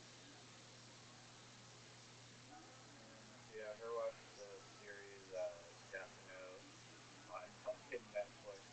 Okay. You're the Well character. then I had a feeling that you were being protective of. Absolutely my favorite character, and I laugh because if I don't sit in the same posture, I have really bad back problems. So I sit like all the time, like with my head on my knees. You know what I mean? Like constantly. Oh, It's funny doesn't though. he sit like cross-legged all the time? He Usually, like his, or he's he just like like does very kind of upright. he's very very much like in a very deep like deep squat, but his legs are together and stuff. He's always kind of sitting down, kind of like squatting, hunched over. He looks like he has a bad back, and it's just it's funny. I always liked him. He's my favorite. I don't know. What did you think about him Yeah, in the no, show? definitely. Sorry, go on. Oh, I was like, the M show that I was like, I wish they would have kept L. L was the best fucking character, and now it's just like, okay, well, there were other kids at this fucking place, and they're all great detectives. Fuck that shit. Like, kill L. Honestly, you know what I mean? Isn't that must be like late into the season though, right? Because he hangs on for a while. Oh yeah, absolutely. It's only like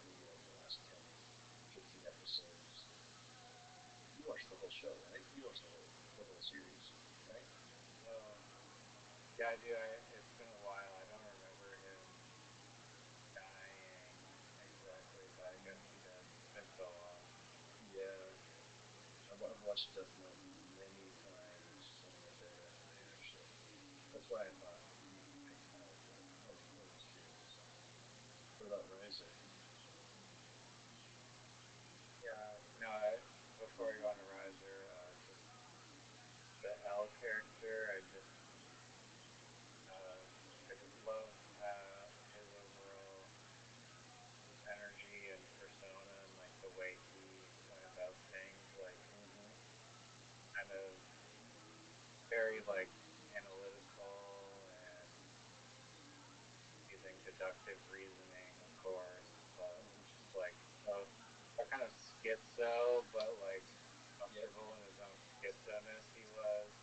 Is like he doesn't give fucks that like he may appear like strange or whatever. He's so good with himself, you know. Yeah. It's like if everyone else is gonna feel awkward because I'm like this, then that's their fault. I'm here to fucking be a detective, and that's what I do. So let me do my thing. Get the fuck out of my way because you want me here to do the job, right? Right? Don't you? Just fuck off and let me eat my candy. He was a good character. Always Yeah, knew and his he's stuff. also just like extremely intelligent. So Mm-hmm. Ultra genius. You know what I mean? Super genius. I like that. I really did like that character a lot. yeah, and it reminded me of a lot of kind of. I mean, you've done LSD a lot, but Yeah. for me, LSD just like changes your reality entirely, and that character just very much symbolizes kind of that entire fucking life of LSD. I see that. Super like hyper awareness, but like Mm-hmm. also like See, yeah, the ability to put together a puzzle properly, faster, and in a way that no one else ever will have, and it blows them all away. Makes them feel like idiots for not being able to oh figure it out so quick. It's amazing. yeah, exactly. He just cuts right to the solution that no one has ever thought of and like Yeah. could think of because he's just thinking in such an abstract way And, on a different dimension. He just unlocked the key the to way he figured out where to find light readily, it was amazing. It was like episode two, and then he kills the guy on TV, and you just hear his voice. Wow, wow. Wow. You really killed the guy. I mean, I thought it'd be impossible for you to just kill someone because you saw their face, but well, I guess I should tell you that's not really me, but I know. And let me show you my face, because then I think you could kill me. I think I would let you have the other person's both face. And I only showed this in Osaka and Japan, so I know where you're at. I know you're watching this, so see you soon. Wow, wow, wow, wow. This was crazy. This was wild. Okay, killer, I'll see you soon. The fucking greatest. Fucking yeah, it I mean, mind what an blowingly amazing piece of amazing. television. Yeah, literally such an iconic piece of fucking television. Truly, seriously. And whoever the writers are, I really condemn them for however the fuck they thought of that shit. Yeah, exactly. I mean, most people, most people, maybe if you're younger, you think, oh, what would I do in Death Note? But it's like, no, pay attention to the rest of the characters. Like the character development. Like they felt like real people. It's one of the best stories ever, honestly. Yeah. Rabbi, have you ever seen fucking Death Note? No, I don't know what that is. It's anime. I don't know if you've ever watched it. Oh, Is Did it you ever good? get into anime, Rabbi? No, I'm just like Speed Racer. Dude, Speed Racer is what one of the things that got me started. I love Speed Racer. That's actually my favorite Wachowski movie. Like, fuck the Matrix. Fucking fuck the Matrix. When they made the live action Speed Racer, that is the most visually stunning movie. When that came out, it was the best looking movie that ever was. It was like an acid trip. Have you seen the fucking Speed Racer movie, the No, live action of it? I haven't either. Actually, actually have not. Or It what? it's it is phenomenal. It is the best cartoon adaptation into live action I've ever seen.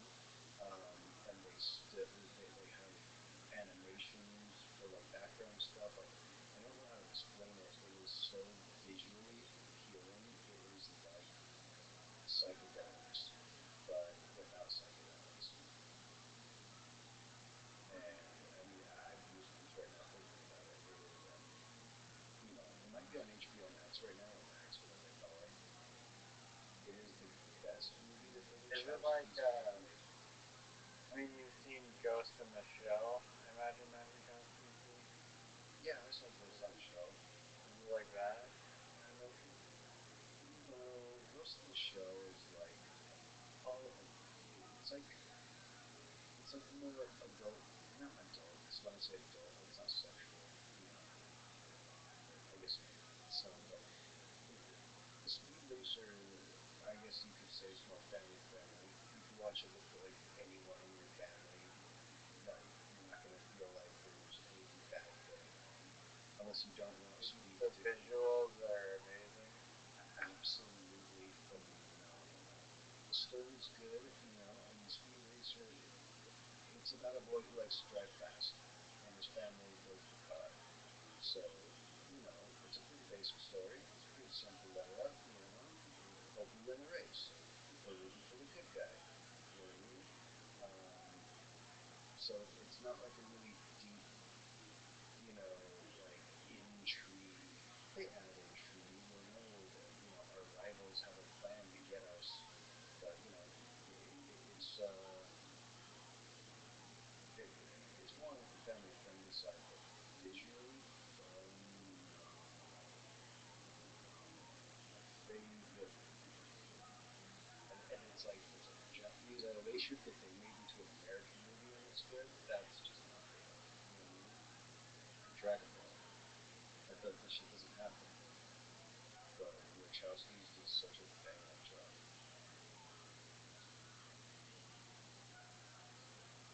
Sweet. I added it to my watch list. I truly hope you enjoy it a fraction of what I Ghost in the was Shell so fucking is addicted. really sick though. I love Ghost in the Shell. Ghost in the Shell is good.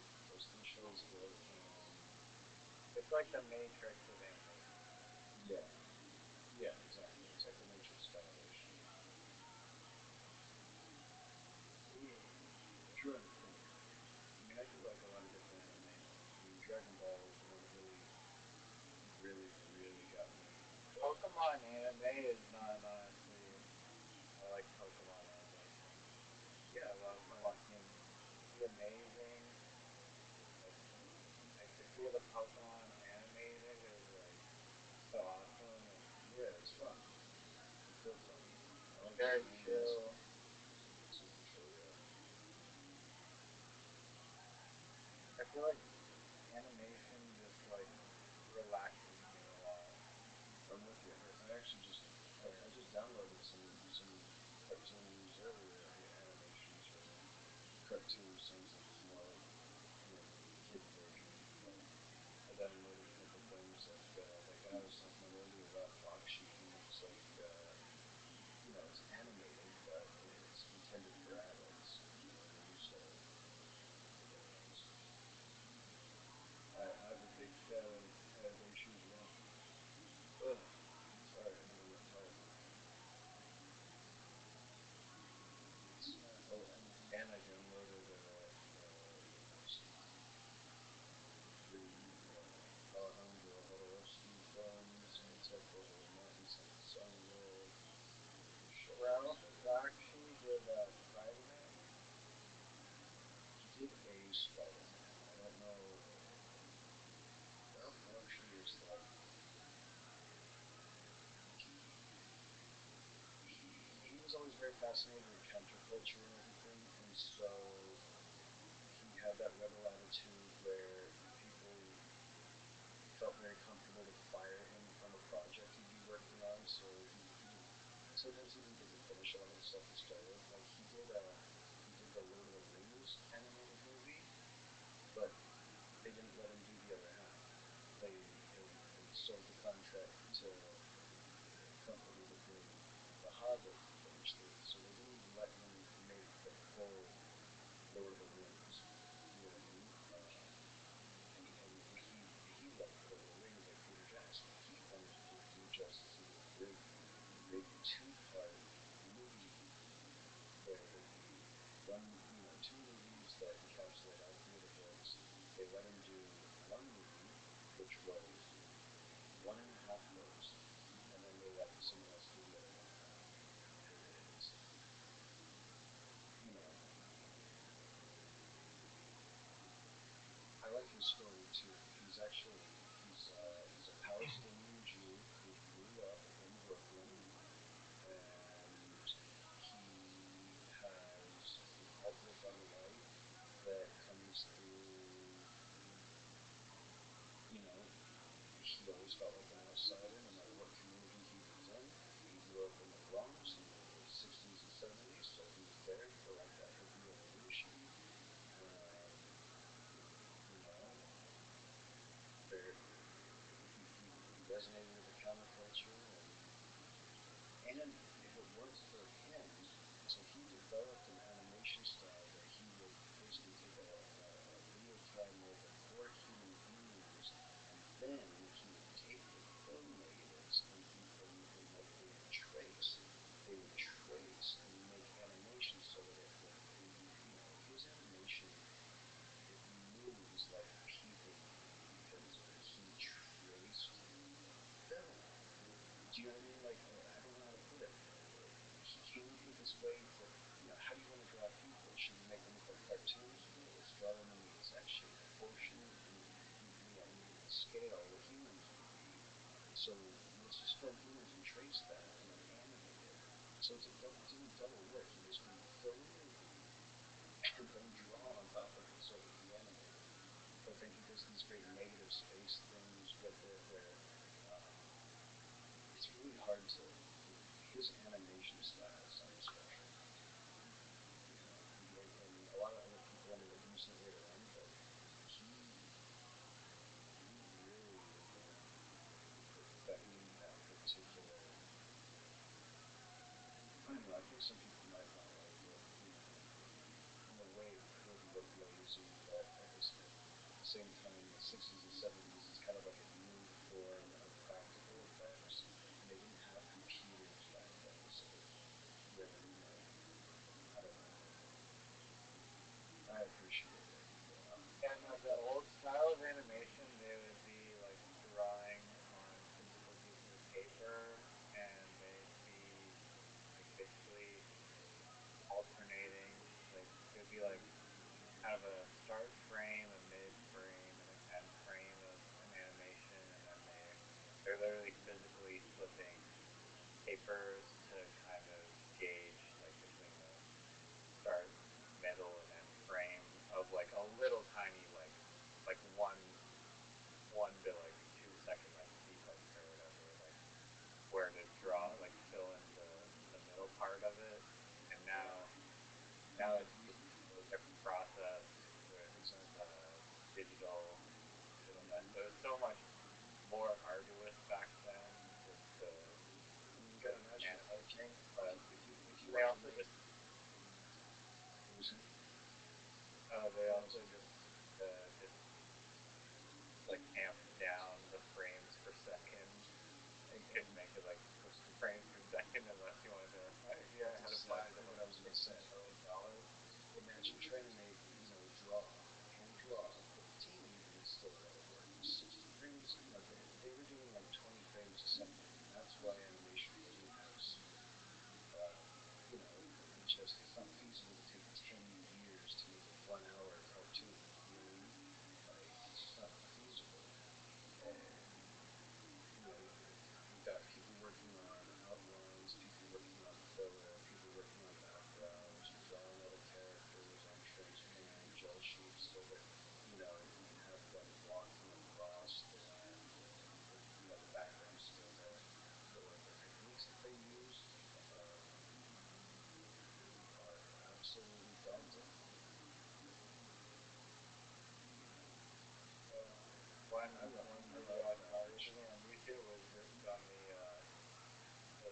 the Looney Tunes.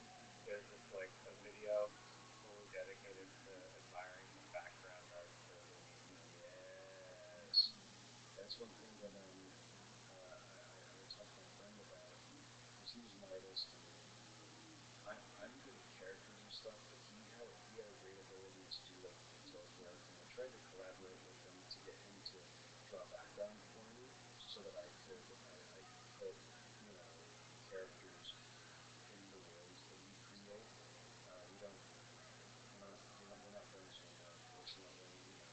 Um, he's a great guy. It was my fault. I'm not gonna get into it, but shit happens when you party naked. Anyway, so Hey, who doesn't love a nude fucking party? Invite me, it was invite me. I'm gonna be a fucking naked party, dude. you know what Who you cares did if when your you invite parents me? and in-laws are there, dude? I'm fucking going nude. You know what happens when you invite me to a party. This is your fault. Hey, if you invite me to a wedding, don't expect me to not show up in the nude. Okay? I gotta give it up, of course, because if it weren't for Rabbi, shit happens when you party naked. Wouldn't be so fresh in my mind. You're the man, Rabbi. Thanks, baby. I You appreciate got it. it, man. But yeah, no, he was really good. He liked drawing more abstract things, but because of his attention to detail in his own abstract, I I I, I don't know. You know how like you can say something to someone that in your head is a compliment, and maybe it's like even if it's true and it is flattering, maybe they just don't like it. Like I was like, bro, like your ability to like you would do some amazing backgrounds, man. You da da da da da. You think I'm not good enough to be a foreground artist? What the fuck are you saying, dude? and that's the thing. Like, is that what he heard? I mean, and this isn't what happened. That maybe it's not what happened. But you know what I mean? Like like I could see it that it wasn't something that it wasn't like a stoked. Hey, thanks. I never thought about it that way. Wow, you think I could, or I don't know. You know what I mean? I don't think he wants to draw that far. He's like, I could tell that like by the end of the sentence. But it's like the guy's attention to detail was so beautiful. I wanted to see what a tree from his hands would look like. You know what I mean? Like that. Oh, Yeah. I mean, yeah. Imagine if that was the fucking straw that broke the camel's back for friendship. It's like, oh man. yeah, bitch. I don't. You want me to draw fucking trees, bitch? I'll fucking draw this fucking tree. You want, you want me to draw a tree? How about I tie a noose and hang you from one, motherfucker? I mean, Turn into Victorian alleyway crackhead for like a moment. exactly. Oh No, fuck me. if that were the situation, I probably wouldn't still think highly of him. But I don't think a day will ever come when I don't think or speak highly of that man. And yeah, but if it would have been something like that, maybe my opinion would be different. But he's a Your good guy. entire illustration career would have skyrocketed. Hey, who knows? It could have been the thing. Could have been the thing. Fuck. So okay. Um, One of the other reasons why we kind of stopped working on something, we were slightly working a cartoon that we were going to put onto YouTube, but we were trying to figure out how to do it because I had this idea that it would be really funny if there was like a kids show, but and again, let me stop myself and say the thing I didn't like about this is I didn't want to like make content for kids. I didn't want to like try to interact with children or anything. So that was kind of like the like how do I even accomplish this? Because what I wanted to do was make like a cartoon kind of like Sesame Street, but instead of actually educating kids, I wanted it to be again avant-garde Dada-esque, and it was going to be teaching.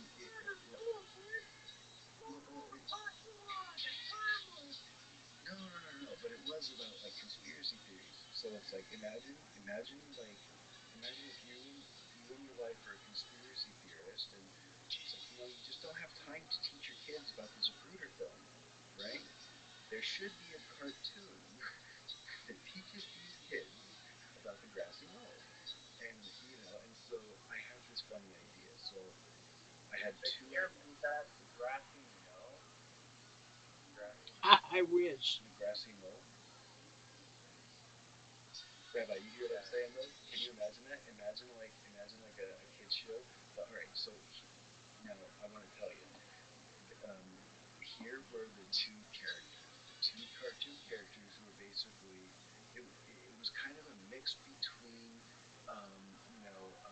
Mr. Peabody and Simon, where like the dog's a genius and the boy is his pet and they travel through time figuring stuff out. But Rick and now, Morty, but with the dog instead of Morty. it, all right, so here's the even funnier part. I don't know how much you know about conspiracy theories, but I know Rabbi, a lot. okay, so Jackie Gleason and his good buddy Tricky Dick. You know about this? Do you know this one? I do. Going down to the base in Florida. Yes, exactly. So here's the basis of my cartoon. When Dick Nixon took his buddy Jackie Gleason that night to the fucking Starts with an H. Air Force, what? It starts with an H. The Holloman base, Holloman Air Force Base. yes, exactly. So anyway, whatever Air Force base it was. So here's the whole premise of the show. That night, Tricky Dick takes Jackie Gleason, the guy from the Honeymooners, and bangs him to the moon, the inspiration for Fred Flintstone, and they go to the place. They they see the alien. They take the spaceship on a time travel throughout time and space, like Doctor Who, and then they come back on that same night. But the whole cartoon takes place. It's the adventures of Richard Nixon and Jackie Gleason in a cartoon, right? So Jackie Gleason and Richard Nixon going and finding out, like you know, so who really killed JFK? It's like, well, let's go find out. You know what I mean? Like, and the other funny thing too is because if you look into the history of Jackie Gleason, it was like it was within a year after he hung out and went to the Air Force base with um, uh, Richard Nixon. So he was like, he had his wife and they were together for a while, but like something happened. I think maybe at that base, maybe not, who knows? But they got a divorce very quickly afterward, and Jackie Gleason was beyond obsessed. But not long after um, the incident where they went to the Air Force base, Jackie Gleason just divorced his wife, and kind of nobody really even knows all the whole story. I incorporated that into the story. The man fucking went on a time travel mission. He lived a whole life. He came back and realized he didn't fucking even know this woman anymore. I've been gone for hundreds of years. The fuck we even are you anymore? It was just gonna be this funny thing to like explain Jackie Gleason to kids, and that's why I couldn't figure out how to do it, and so we never got it off the ground.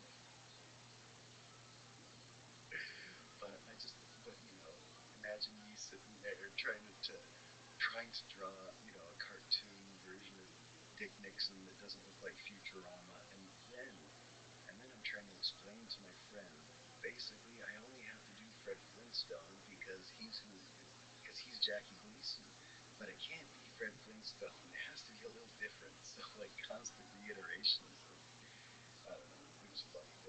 It's to me, it's still a funny project, but it's like It's way too convoluted to be red pill children on.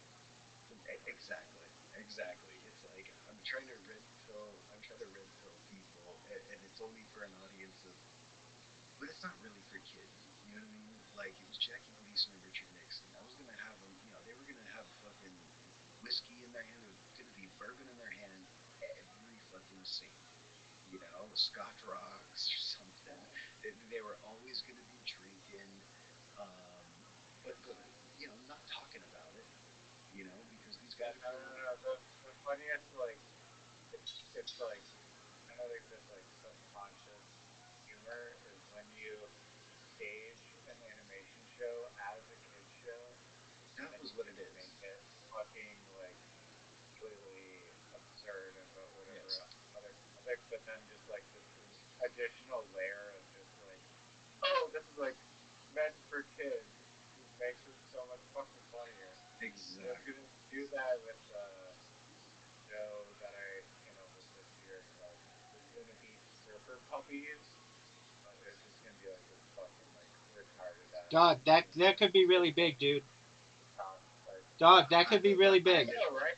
I just sat Laguna Beach down, Surfer I looked Puppies. up at the ceiling, and I realized that Elle just came up with a winning fucking name. I Oh mean, the yeah, shit. no, trust me. I Laguna Beach Surfer Puppies, dog.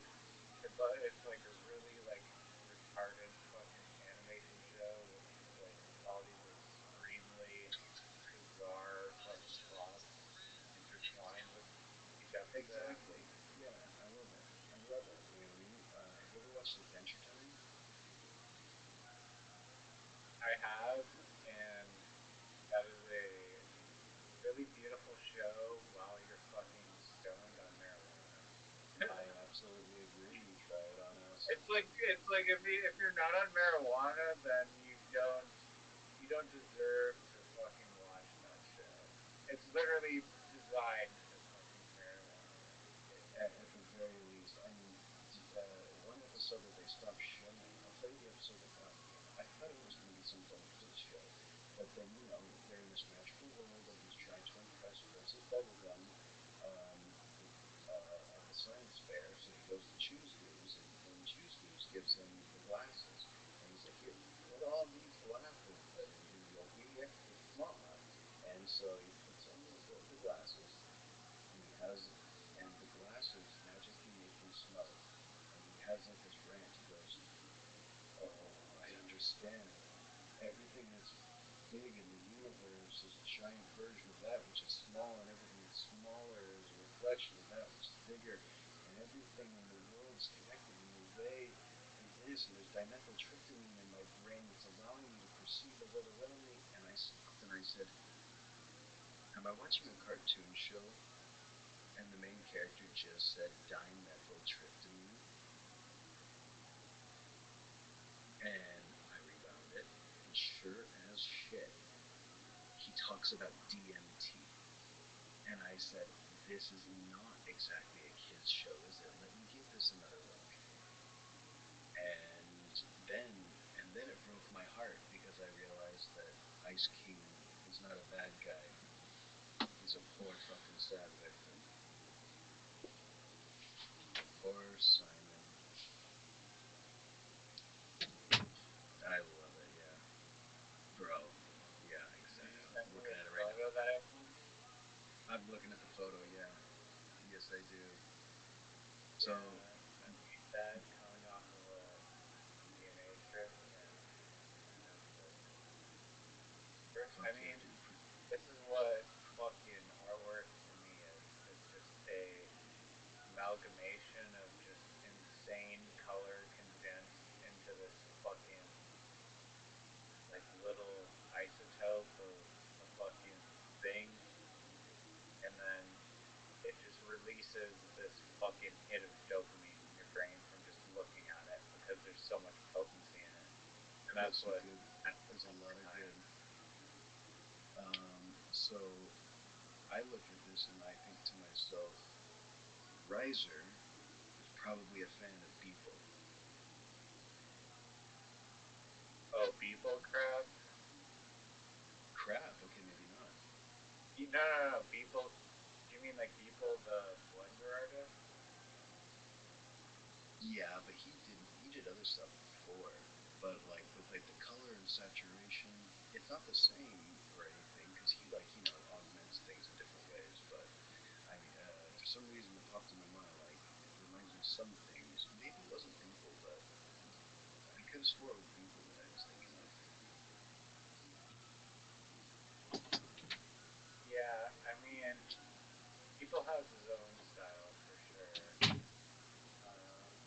two more that I made in this little series, and they're just like they're just kind of Nice. these just a lot of color to absorb in your brain. People's not as colorful, but there's kind of cultural relevance those combinations work. Um,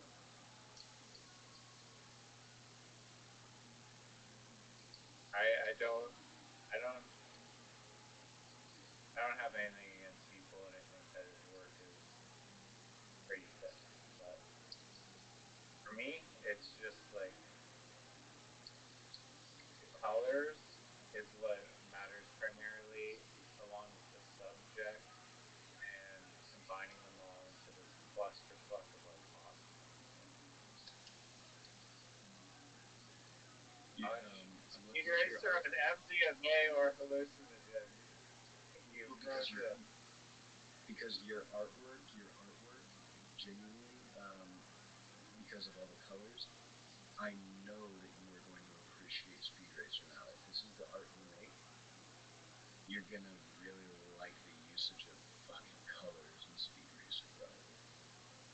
It is. Yeah, You don't you're really you hyping don't. this up. I am all for it. It's really like difficult to find. I mean, I'm not trying to toot my own horn, but like something as concentrated as this. Like, you know, I know exactly what you mean. Yeah, really, really, it's dense. yeah. You read my mind. These dense, like, because color is like the foundation of everything, and a lot of work it incorporates color, but there's like these abstract ways to incorporate color that just blows your mind entirely, and that's the shit that I'm after. So like Yeah. a lot of people aren't trying to encapsulate that, and I'm on that fucking acid MDMA trip to just fucking sheer chaos and Yes. trying Yes. to I'm with you. bring out all that fucking like underlying color that you didn't know could make you feel so amazing. Yes, I agree with you. Yes, And this and isn't just a yeah. shitty fucking little whatever the fuck Frida program, like just taking a bunch of fucking Pokemons and Blue Jays and fucking shoving them together with some stupid Hello Kitty stuff. But when you step back, it all becomes some greater work of just like shit that when you blur your eyes, you feel That's something yeah. I special. know what you mean. I'm a big fan of color. I've had a lot of friends who, and I really, personally, I don't like calling people colorblind, even though that is what I guess that they're considered. But like my friend who was the artist I was trying to get, he was colorblind, and he was an amazing artist who had a great usage of colors. Um, Vincent Van Gogh was another one. I have some friends who are they're identical twins. They're girls, by the way. Wait, It's very rare for women to have color blindness for some reason. It's lower occurrence than men, but they're identical twins. They're both colorblind. They're both two different kinds of colorblind. So imagine you have an identical twin. Everybody looks at you and your twin and thinks that you look exactly the same. But when you and your twin look out upon the world, you do not perceive the same colors. So they look the same to others, but they don't see the world the same. You see what I mean? So now one of them works in the art department in films in Hollywood, and the other one is a hairstylist who specializes in color correction. So women come to her and be like, "The last hairdresser fucked up my hair color," and she'll fix it. But when they go to an eye doctor, they are told they're colorblind. I don't like that term because the people I know who have a different configuration of rods and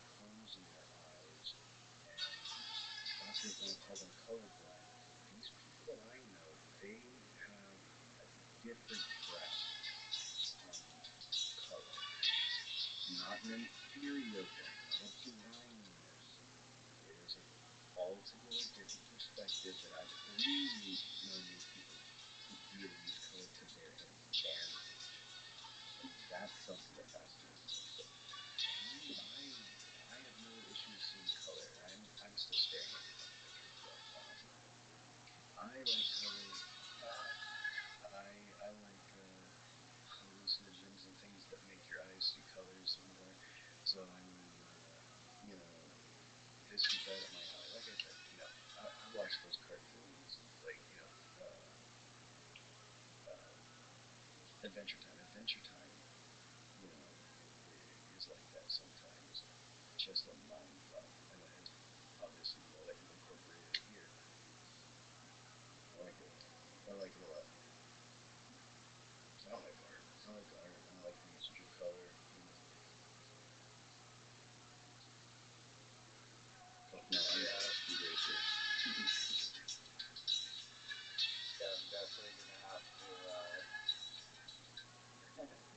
check that one out. Um, yeah, fucking. I don't want to say which particular scene, but I think I know which scene you're going to bring up to me first. I feel like maybe I've seen like memes on the internet or something with that movie. Yeah. I feel like was that like a remake of the movie where it's like a more modern version, but you're referring to like the more classic version?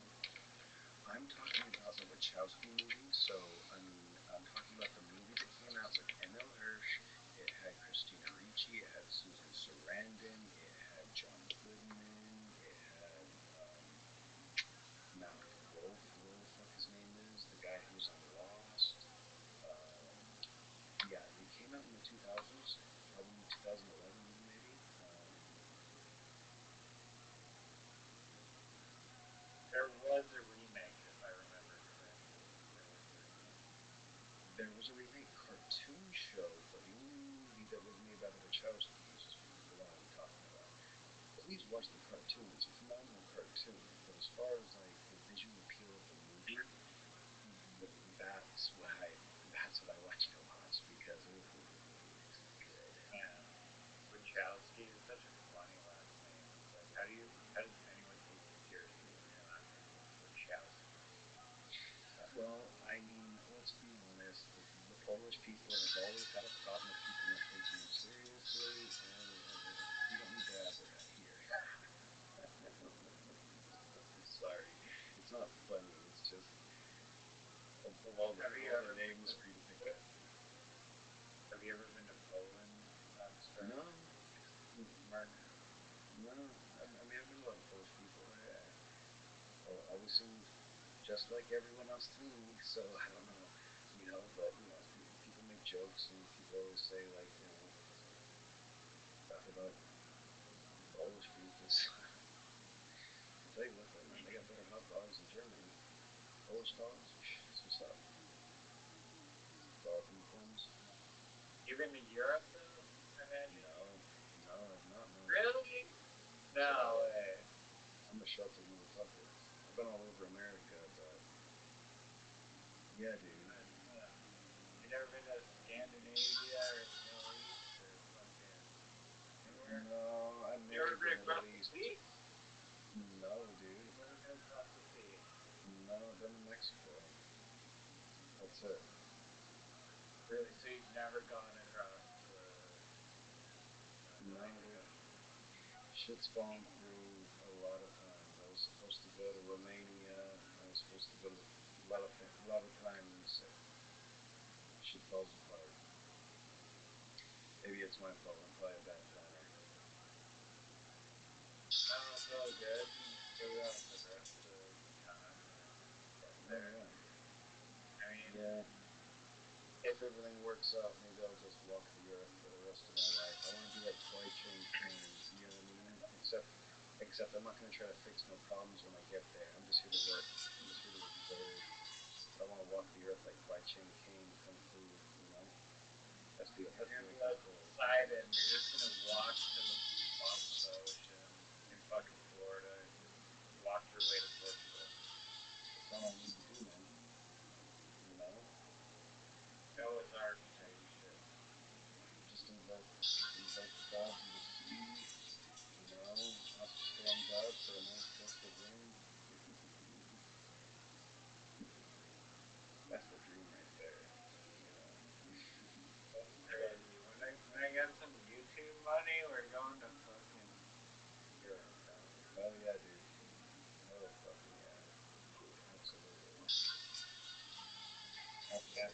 me when I was drawing in the fucking scribble game slush, and you're like, yo, I knew from the beginning when you started that turd drawing that you're it was gonna be something to do with toilet and fucking Marcus and how I were struggling. So you're like, I was like, me. I saw it on my screen pop up like Cass got it right. I'm like, fuck yeah, Cass, man, you fucking, you're guessing fucking like shit like it was like nothing. You're like, yeah, I fucking got this. Like whatever fucking grade class you took as like a fucking 5-year-old, it paid off. I'm a big fan of animation, like I said. I mean, dude, as soon as you started drawing that turd, what was the first thing I wrote? Think. I typed stink. Yeah, Shit. literally like a bloodhound just fucking sniffing for words. Get all over the trail.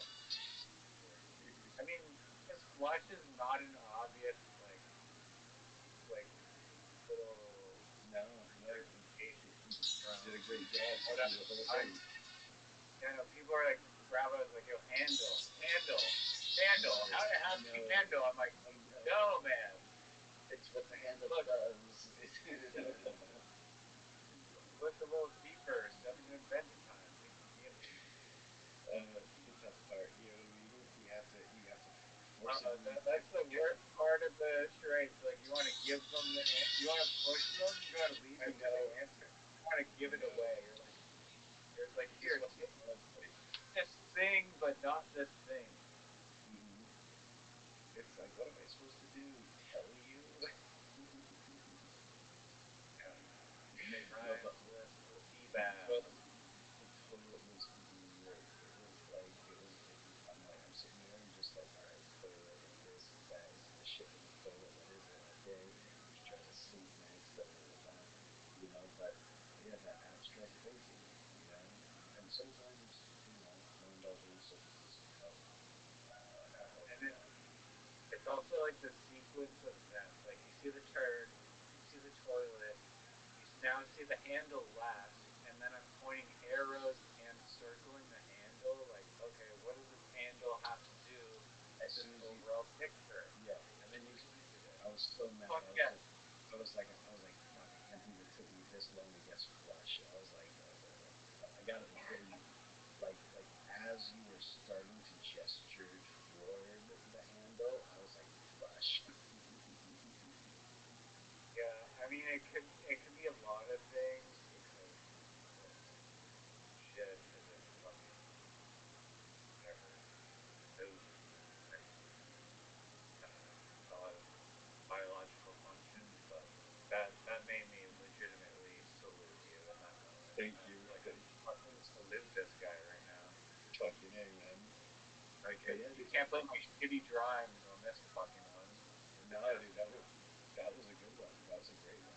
I mean, I think we all had at least one that was like, oh, that's exactly what you're drawing. That is exactly right. That's the right drawing for the word. And then, but to be fair, we all also had, really, that's what you fucking drew for this? We all had at least three of those each. Is that really what you were gonna fucking try to pass up to this, you son of a bitch? We all Yeah, didn't have more of those, but when we nailed it, we nailed it. You know what I mean? Oh man, Rabbi with the yeah. crack. When he drew the crack, that was it. You know what I mean? The crack in the sidewalk. I knew exactly what that was. Got that one too. Yeah, it's interesting how you're just given a word and then you're like, okay, you need to present that word to other people and it's like, okay, what is the lowest common denominator that Yeah. everyone's gonna understand in a visual format? It Mm-hmm. might not have to like directly do with the word, but it's just like some connotation associated with that word that Yeah. leads people to it. It's pretty funny. Yeah. I think the worst one was when it was like we all had the word, but oh, it was like parachute. Ooh, son of a bitch. Oh yeah, Paragliding. that was me. I was like paragliding, and I was like, I was it starts with para. You're gonna And come close. And I was like, you're right on the money. Just change the no, fucking it, frequency. and that's not your fault because that was a phenomenal thought. Oh, I knew it was a parachute or paraglider right off the bat, right off the bat. But I didn't know I had to put the aim to make it not the item that it is, but again the verb, the action of what happens when you're wearing one in the air. You're gliding.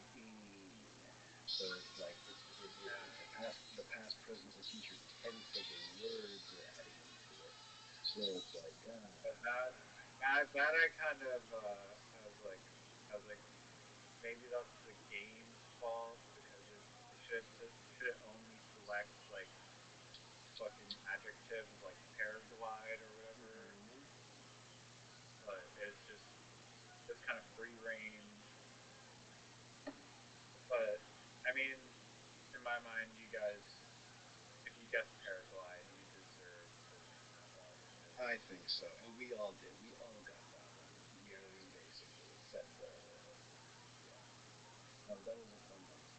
But I think definitely being a fan of animation and artist, um, that can give you a bit of an advantage when it comes to looking at. You know, you and me don't have any like abstract thinking and stuff. Oh, what's up, you flow?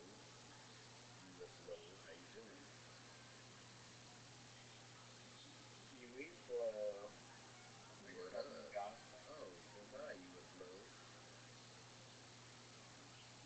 But yeah, and I, also, if you ever want to look into a pretty interesting philosopher, Immanuel Kant, he kind of basically invented absurdism, right? And so, you know, basically, he kind of assumes nihilism, whereas Nietzsche kind of hinged on it and then, kept at it and stayed on nihilism. But before him, Immanuel Kant, he almost assumes, of course, nihilism is going to occur within the lifetime of a person, and so then he starts to go on into, as to how to adapt to that, because nihilism is the proper response to realize that the world around us is absurd. Simply, nothing more, nothing less. It is absurd, and therefore it is beautiful and to be appreciated only when you accept that there's no reason to be nihilistic and wish the end upon the entire world. It's very interesting, you know, but again, I like to study abstract art. Absurdism is one of my favorite philosophies, and so I feel like if you were to like boil me down like a hard boiled egg and like just spit out like one little response, it would be like absurd because that's how I go about my days. I'm like kind of this. Even if you want to draw connections to things, that doesn't necessarily mean that they're senseless. It's like and even if you find everything connections, is that doesn't necessarily mean that you can draw a benefit to your own life or experience from it. yeah, it's like this greater belief of that like everything is kind of disconnected and it's Mm-hmm. just this like blank slate that you can interpret whatever the fuck you want as. And I And you should, honestly because everyone else is. yes, they are. But it feels like the most comfortable belief. Like even though it sounds because of like the way that whatever the language constructs it to be that it sounds like Mm-hmm. it's kind of like a negative like evil thing, but it really feels freeing to me at least because like I agree. oh there's no built-in association with any of this. No, the associations we have are learned from previous generations that have taught us to think and interpret things the way they did. So ultimately, that means a lot of things subjective, and therefore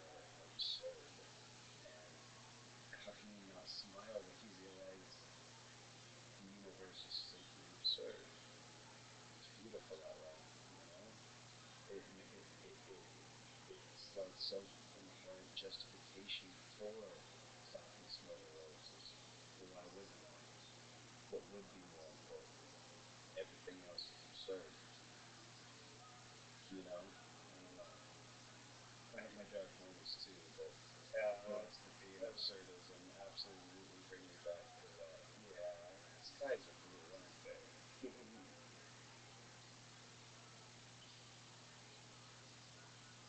yeah, so true. Uh, Yeah, Immanuel Kant, Kant. So that's the I got a Wittgenstein note. I'm one step ahead of you, buddy. oh, cool. Yeah. So Kant. If you ever want to know, It sounds like cunt, but it's not cunt. but I'm it's not. pretty. Yeah, it's spelled like can't, but he sure does. You know what I mean? Exactly. Can't forge this belief upon me, but he does. Exactly. He knows And, nothing. It boils down to nothing. Yes. and he wouldn't care either way if he did or didn't, because if he would have cared, it might have taken away from his own experience. You know what I mean? It's just the most based philosophy. It's the most based philosophy. You know what I mean? It is so fucking based, but Like, it's yeah, true. I'll just pour gasoline on the fire and light it. I don't give a shit. Fire's Doesn't make pretty. sense anyways. Fire's pretty. What are you talking about? How is this not a good idea? Yeah. You're going fishing, but I am the fish that you will fucking bang, and then I Yeah, will fucking eat you as you fucking think that you're eating me. exactly. It's wonderful. Yeah, absurdism helps. Absurdism is one of the more helpful philosophies. Yeah. I mean, I, I don't know if you have ever seen my artwork that lies Some. in my room. Maybe I showed you this at some point. Have you seen this? Let me see. Yeah, I'm looking at you. Oh, I like that. Flooby. It's called a Flooby. It's just this character that I saw in a dream. I think it makes a Nice. dope little character, and I could start a whole clothing brand upon this, Absolutely. launch an NFT collection because it's Mm-hmm. fun, it's cute. It's also kind of dark and satanic, and people say that it looks satanic sperm and cats, but fuck those people. It looks dope. Is what it looks like. I see inspiration from the Pokemon Unknown. That's my dog with Nice. Very you. cool. I can kind of tell that there's a texture to it. Yeah. Yeah, the felt, it honestly from merino wool, which comes from sheep from fucking New Zealand or some shit. Interesting. And the tear from the eye is not meant to represent sadness, but it's just meant to represent kind of like all creatures kind of possess this like innocence maybe. Mm-hmm. I don't know what the fuck it means really, but it means like it means like the authenticity of hey, maybe life's not going perfect all the time. I don't need to pretend that life's going perfect all the time. Maybe it's Yeah. really rough. I don't fucking there's pain and there's light. They're 50-50 some of the time. Mm-hmm. I don't know if I ever showed you this. This is the only one I have. I got another canvas, and I need to finish this.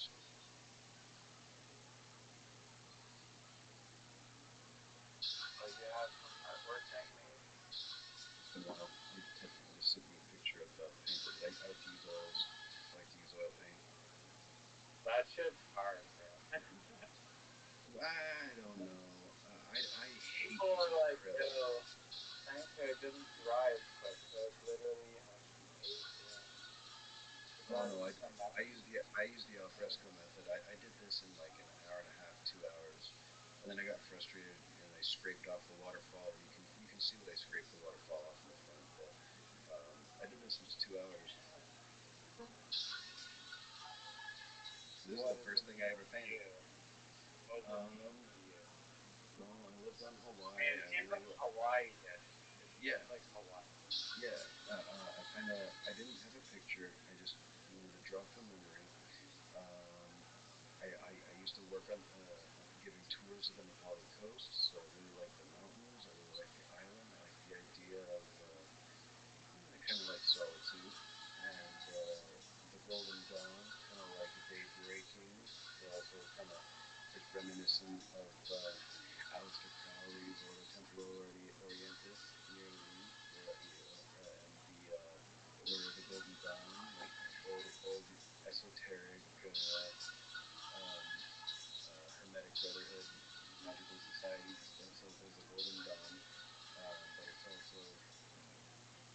it's also I don't know. I think I like I appreciate solitude sometimes and the island, you know, still waters. One thing that like some people don't like about like Hawaii is that they're like, oh, but you're just on an island and surrounded by water, and it's like, yeah, everywhere you look, nothing but blue ocean meeting the sky. It's fucking gorgeous. I don't know why people get scared of that shit. It's like they're like, well, what if a wave comes? It's like then I'll die. Obviously, I'll die. I'm not gonna survive that. I just won't appreciate the beauty of it, you know. Yeah, And so, bro, ride the waves, bro. Fucking ride the turn it wave. up, man. Dude, everybody thought I was crazy. So when I lived in Hawaii in 2015, everyone thought that we were gonna have like this gnarly tsunami, and they thought it was gonna be like the worst tsunami in like 20 years. So everyone's like, "Oh, we have to go to high ground. Oh, but I don't have anywhere to go on high ground. So what am I gonna do?" And I was like, "Are you telling me that we all might die, even if we go to high ground, and everyone is just gonna go to high ground?" And still die anyway, but they're gonna freak out. And they're just like, well, what else are we gonna do? And I said, we could have a barbecue on the beach, and if it happens, we spend our last moments enjoying company, and it's fucking meat and brews. And everyone thought I was a fucking madman. I'm just like, you're the ones who are insane. You're the ones who are insane for wanting to be afraid and act like you're about to die. And I'm just like, it sounds like you're all pretty sure we're about to, so let's go have a beer. Why am I the crazy one? How am I I the hope crazy made one? this fucking home brewed this kombucha and we're gonna fucking drink it on the fucking beach right now. Yeah, what if this is the last chance we have to fucking have a barbecue and like enjoy each other's company? You guys are all freaking me out, and you think that I'm weird because I think it's better to just smile the last day instead of just wonder and freak out. You know what I mean? That's where it comes in handy if you have like one of those like little 4 horsepower like full the ripcord to start little paraglide motors, and then you just like grip one of those and just Oh like, yeah, sure, there's a tsunami flooding everyone's house, but I'm just gonna fucking live there as soon as the tide goes down, bro. I'm fucking flying in exactly. the air right now. I just need to suspend myself enough altitude until this shit washes over, and I'm Gucci. I got Gucci fucking baby, fuel on board. that's I, hilarious. I've been preparing my hot air balloon for fucking this reason. Yeah, People thought I was insane. But yeah, now I'm in a hot air balloon. Where are you? Drowning. yeah, yeah. I All don't care because you about were, your surfboard. yeah, The you were fucking all tsunami's afraid. wiping your ass out. Dude, I'm telling you, like they were all fucking scared, and I was like, I'd rather not be scared. I'd rather just. So I had to just hang out like by myself, like in the house. You know what I mean? Like so much storms. There's like internet getting knocked out. It's just boring.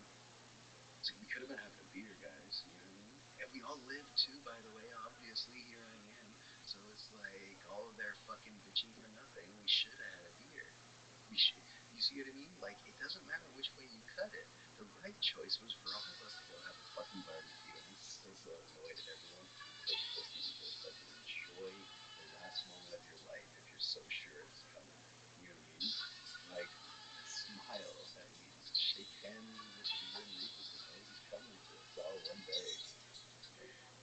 It was Did you did, actually like the did you see the most painting? beautiful. Or what did you say? Oh, sorry. What did you say? No, what did you say? Spray painting? Oh, did you see the painting that I sent you? Yes, I did. The reflections of the park Never are tried. the best. Exactly. That's some Bob. Yeah, Sorry, what's his last name? Bob Bob. Ross. Bob Ross. Ross. Yeah, and this I'm. fucking person has a. I was walking in an alleyway by my house, and this guy has their little hippie van like camper van. It's like a Bob Ross painting, like him painting shit on like the side of it on like an old GMC of like fucking keep it mellow, bro, with like a million Bob Ross shit on the side of it. So Dude, Bob Ross so is how I learned how to paint, and like I watched Bob Ross for so many years, and like a few years ago, I was still watching Bob Ross all really the time, and then, hard. dude, that painting I showed you, that's the first thing I ever painted. I'm not even joking. I had never like I was sitting there watching Bob Ross for years, and one day, and it was maybe it was during COVID, and I'm sitting there just hanging out watching Bob Ross, and it dawns on me. I was like, oh no, oh no, I think I have a very bad idea in my head. I think I think I believe I can paint, but I've never done it. I think I believe I can paint because I've just watched Bob Ross so long. And now I have to buy a bunch of paint and brushes, and I have to make sure that I'm not just like up my own ass. And so I bought everything it takes. I have all my stuff still, and I started painting. And that was the first thing I ever painted. And so that's all I have left right now. But yeah, I have it right over there. But yeah, after I painted it, it took me like an hour and a half, 2 hours, and then I looked at it and then I laughed and I was like, wow, Bob Ross is kind of the greatest fucking teacher ever. Um, and yeah, he teaches the wet on wet method or the al fresco painting technique, which is extremely helpful. You know, it's very very helpful technique for oils. Yeah, it's funny how much of life Bob Ross's philosophy or just general kind of outlook implies. He's just like the most laid back motherfucker on planet Yeah, Earth. Oh, and then we're just gonna dab along a little bit of green in let's just bring representation. in a little bit of this greens. Oh, We're that's just gonna nice. bring in like we just wanna like our intention is to bring out a little blush of the trees. And that's just we're just gonna dap along a little fern green there. All right, time to be brave. We're gonna put a big old tree. Let's see. Oh, right It's like about here. Let's put one more in there. Every tree needs a friend, cause everybody needs a friend, don't they? Let's give this tree a little friend right here. Yeah, let's give him a little friend. I love Bob Ross. And then he's like, oh, but the best part though is it's like, all right, now we just clean off the brush and then beat the devil right out of it. it's like impossible to be angry and mad and like watch Bob Ross work. Like if there's an antipsychotic medicine, it would just Yes, be Bob yes. Ross video. Bob Like it's Ross is like watching Valium. It's like watching lithium. It's like it's like like an a injection of fucking Seroquel anxiety. Yes, Seroquel exactly. person. Human Well, Seroquel. I have just stared. I have just watched him paint for hours at a time, just to chill out. And again, this is the friend that I got. background is that he and I would watch Bob Ross sometimes because we did art together and stuff. And so sometimes we'd get high and we'd be watching Bob Ross and we'd start yelling at the TV it's like it was football. He'd be like, "All right, let's go and put a tree right here." We'd be like, "No, you're gonna fuck it up." And then he'd put this big Fucked old up my whole painting. yeah. What the fuck? We'd be like throwing hands up in the air, like, "There's no way he's coming back from this one."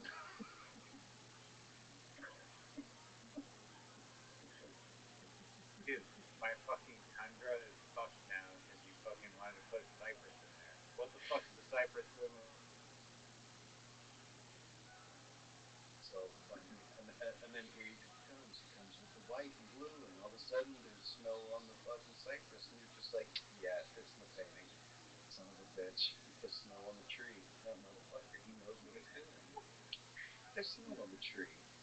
He made a snowy tree. It belongs in the tundra now. Son of a bitch. He was so Damn it, I fucking knew there was a fucking Arctic seagull hidden in there somewhere. Motherfucker. the best one. The best one is when it's like the show starts and it's just like him playing with Peanut the squirrel, and he's just like, "Hey everybody, I'm Bob Ross, and well, this is my friend Peanut the squirrel, and yeah, we rescued him, and he was just a little guy, and yeah, isn't he just so cute? Oh, I just love little guys, little beautiful creatures. I just want to fucking be Bob Ross. You know what I mean? I want to be Bob Ross. That guy just loved that guy would love like if there's like a holy trinity of like media figures that make people good, the holy trinity is Bob Ross, Mr. Rogers, Jim fucking Henson. Those right there, those are the bastions of purity and light for our world. They're gone. The Muppets guy. Fucking Yeah. A, right. Jim Henson? Dude, Jim Henson. Alright, one of the only times I ever got starstruck, I was going to the Ricardo Montalban Theater to watch Billy. Oh my gosh, I can't remember his name right now. Anyway, he played the dad in Boondock Saints. Anyway, he's a comedian and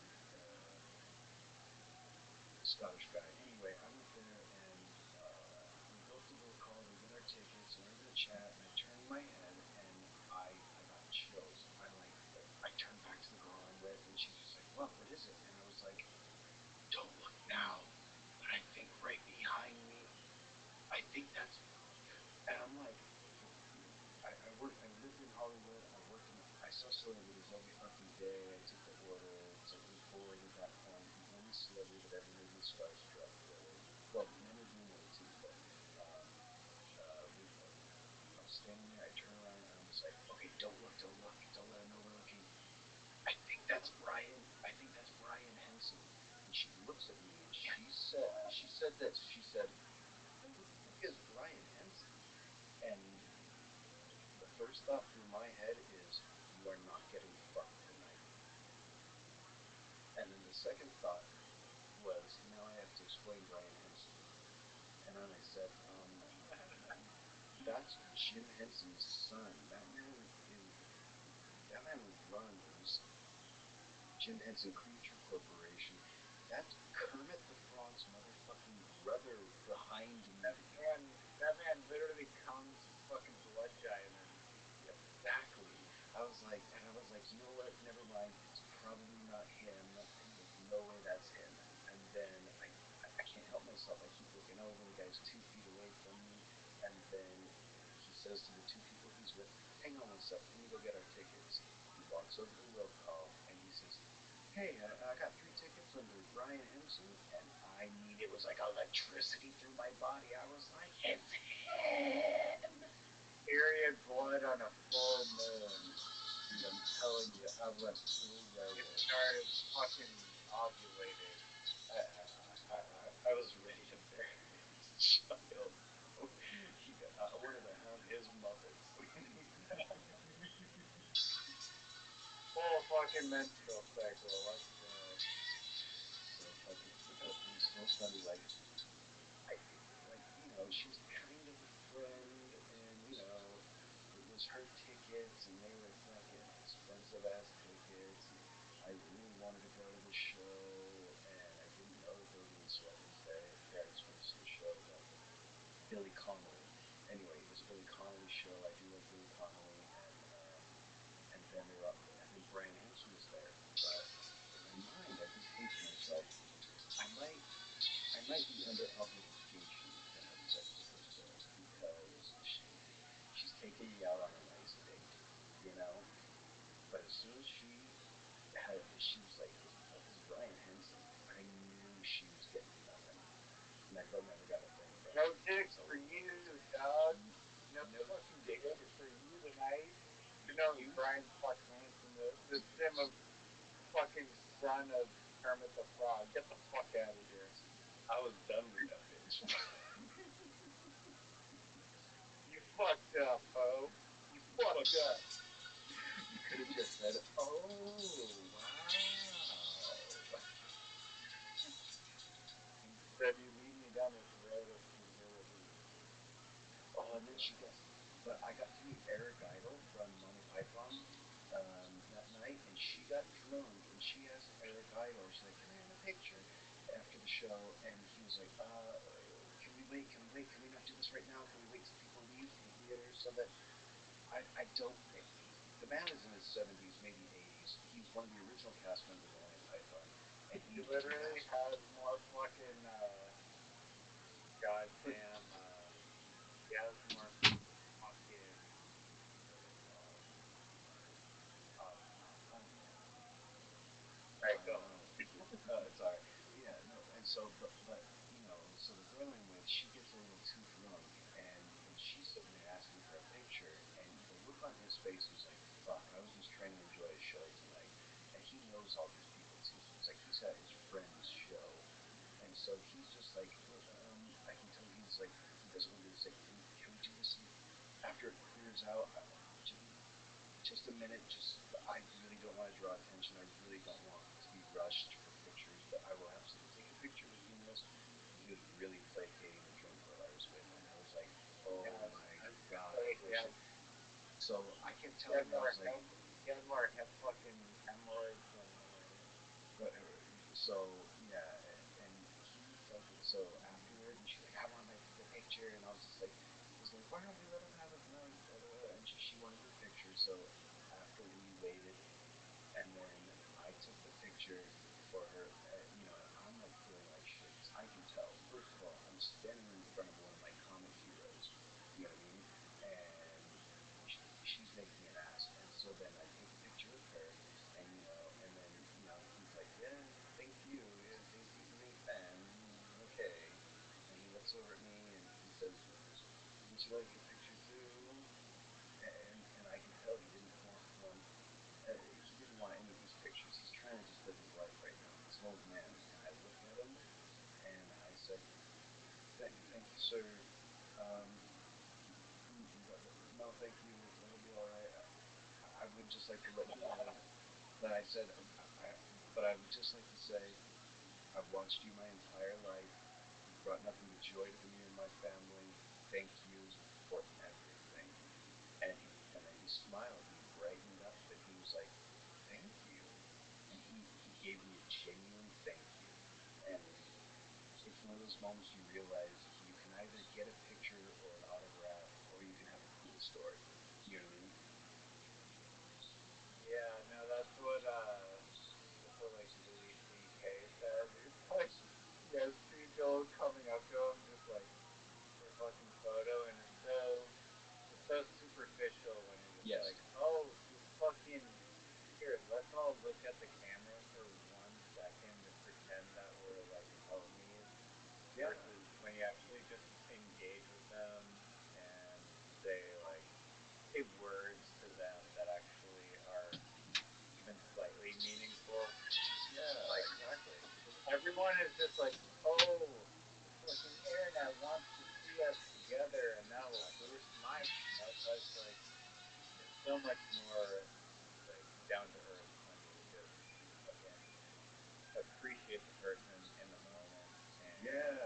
that's all I wanted to do. You know, like I thought I'm about it. It can't so get like I'm that. proud of you that you said that, John. Because with any celebrity, it's hard to be like, oh no, no, I need my fucking little like Yeah, fucking I want my trinket. I want my souvenir. It's like my like I mean I'm telling you this story like and it's like a drunk girl embarrassed me and maybe I saved it. I don't think he'd remember me, but I'll tell you what, I'm not the one who made his night worse. If anything, hopefully I just came across as an appreciative person and I got to meet him.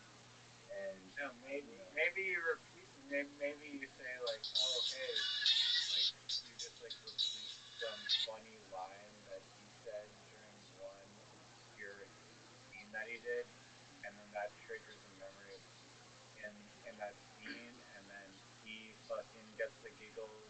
Then you get a genuine laugh instead of some phony fucking picture for some audience that doesn't really exist to begin with. yeah, and I kind of learned that because of working in restaurants. I worked at you know I've had a lot of different much higher list celebrities than the one I'm going to mention right now. But you know, it doesn't matter because I'm just putting food in front of them. But one day I had there's an actor. His name is French Stewart, right? Third He Rock was from on the Sun. Third Rock from the Sun. Do you know who I'm talking about? Yeah. Yes. Rabbi does, yep. So I met French Stewart, and he's the guy. You know, he was always squinting, and he was always like, but the character that he's known for from that show, Third Rock from the Sun, it kind of ruined his character because nobody took him seriously, and nobody wanted to cast him for anything except kind of silly stuff afterwards. Um, so at the end of the meal, you know, it was a fine dining restaurant, so it's the kind of place where people don't treat the staff like shit, you know. And so after everything, you know, he got up and you know as they were leaving, you know, he came up to me and he made sure to walk past me and say, "Hey, thank you very much. You're good, you're a great server. I really appreciate you know everything you did for us." He was asking questions about the dish. It was a sushi restaurant anyway, and I was answering it. And I just said to him, I was like, "Oh, thank you very much. It's my pleasure, sir." I was like, and you know, if I could thank you because you're you were great in Stargate. I was like, I did not bring up the show that he probably would hate because I'm a big fan of Stargate, and and I told him this is what I said to him. I said if I could just say, sir, you were phenomenal as Kowalski in Stargate. Seriously, you were such an asshole. I you did such a great job. You were such an ass, and he gets this like he looks shocked, and then he got this smile, and he's like, "Thank you." And then he turned around and went to leave with his wife, and he stopped. He turned back around and looked at me again, and he nodded like, "Yeah." And I was like, "Bro, you were such an ass in that movie. You did a great job. I hated you." And he loved me for saying because I didn't want to tell him he was funny as that character everyone knows him by. You know what I mean? And so, That's that, so awesome. yeah, You like, actually, it shows that you like cared about him enough to no, actually look mm-hmm, like the between roles. He's like, oh, this guy actually knows who I am below like the general MVP level of exactly. in media, and he's like, oh, I'm gonna appreciate that. I mean, I don't know if somebody recognizes you for something that you do and you're proud of it. How can you not naturally have an instinct to Sometimes a appreciate it? You fucking know? bro, sometimes a bro fist is better than a fucking 45% fist. I'm telling you, and it was a good job. I was making out pretty well anyway. It was just a benefit to get those big tips. I was making like you know easy couple hundred, $1,000 a night sometimes. So um, rarely $1,000, but it would happen. I also met Fred Savage. All my favorite celebrity encounters, it's not like, oh, I met Brad Pitt, we were drinking. It's like, I said something cool to this guy. Savage, uh, when I met him, it was right after he was the director of the season of It's Always Sunny in Philadelphia, and he came into the restaurant, and it was like an Oh opening shit! day. He was really the. You knew the director of Always Sunny in Philadelphia. I thought it was the main star in it, Charlie Day. I They thought they did most of it, but and Glenn whoever. Glenn Howerton, Howerton. Yeah, that is one of the greatest shows of all time, and I think it was I'm season. lucky. Yeah, I'm lucky that I haven't seen all of the episodes because whenever I watch them, I'm just full of appreciation for just the overall sentiment of that show. it's made with a lot of care. It they you can tell they love Exactly, making this show. exactly. They actually put a lot of thought into things, and they most importantly weren't afraid to try to Hmm. push the envelope of what is accepted, Yeah, and they're just like fuck whoever doesn't give a shit, we're doing it this way, yeah, and they're not gonna tailor to societal norms of what they think a show should be like. They just do it their own way. yeah. Well, if But you look I'm at surprised that you knew the fucking director of that show. I don't. I love Always Sunny in Philadelphia. well, he Love was only the the direct. He only was the director for season 4 and 5, and I was watching it when it came out. So you know, as it was leading up to the day that I had met him, when I would watch an episode, me and my buddies were like, "Whoa, look at that!" In this season, it says that Fred Savage is the director, and I was like, "Look, he's directing everything this season." I was like, "That's crazy," and I looked it up. We lived in LA. We lived in LA, so a lot of everything you do revolves around the film industry. You know what I mean? Um, Even if you're not in the film industry, um, it's like, what's the point of living in LA if you're not a big fan of film? Sometimes you're probably gonna rent a Oh, movie. you were in Los Angeles, not Las Vegas. I thought you were just always in Las Vegas. No, no, no, no. Let's see. Born in LA, raised in Anaheim, lived in Vegas, moved back to LA, moved to Hawaii, moved to Texas. Oh, I moved to Florida for a couple of weeks too. Um, yeah, no. I've lived here in Vegas for Oh, about half of my life. okay. So mostly in the California Yeah, region. the southwest of America, yeah. And then, I don't know, I guess 4 years altogether in Texas, a year in Hawaii. So, Have you met Rabbi or Rabbi in real life? no, no, we haven't. It's funny because I grew up in Anaheim, which is the 22 freeway away from getting to him. You know what I mean? So, from where I lived, I would have taken one freeway to get into his town. So, and my dad, I think, Rabbi, did you go to Cal State Fullerton like my dad? No, No? Sorry, I don't know why I thought you did. that's okay.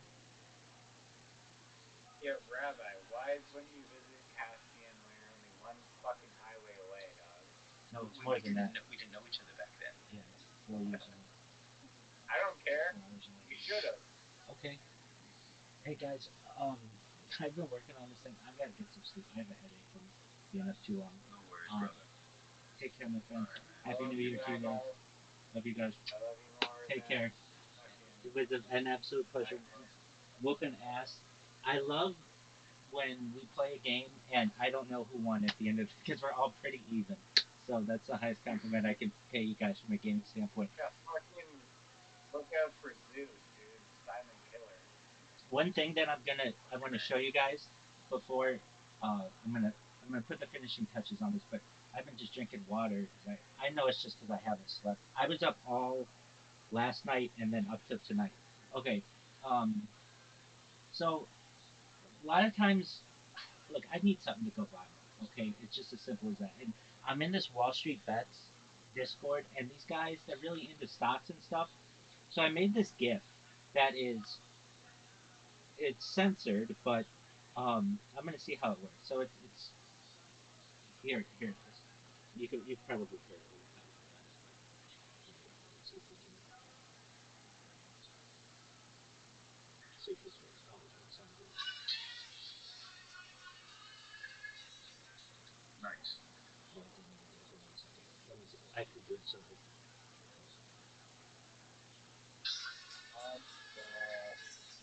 Sharp. Nice. So, Yeah, that's good actually. That's very good. but it So the I'll one figure it thing out is at the very bottom, for it's like got content it. service. Yeah, it's got my name and at least from Instagram.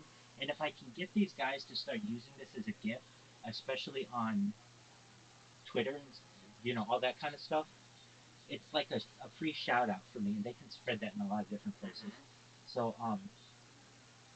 we'll see how it goes. But yeah, Yeah. we'll see how it goes. It's got a lot going I on for like it.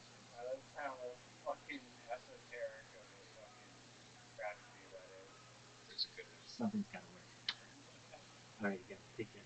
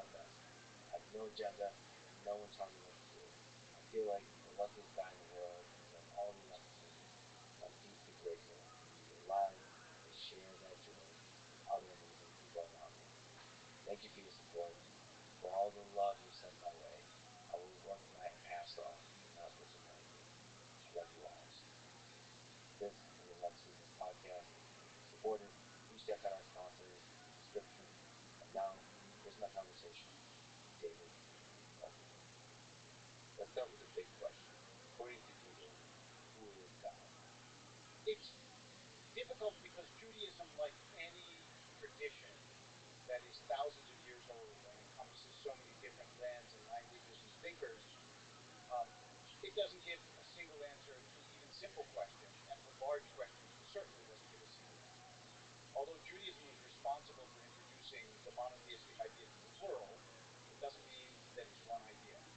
So if you take Maimonides, the greatest sage in the Jewish tradition, medieval philosopher, he would say that God is an omnipotent, benevolent, tangible, unimaginable God. In fact, he said you can't say what God is, only what God is not, because you have to emphasize, we can talk more about that, but basically you have to emphasize the unknowability of God.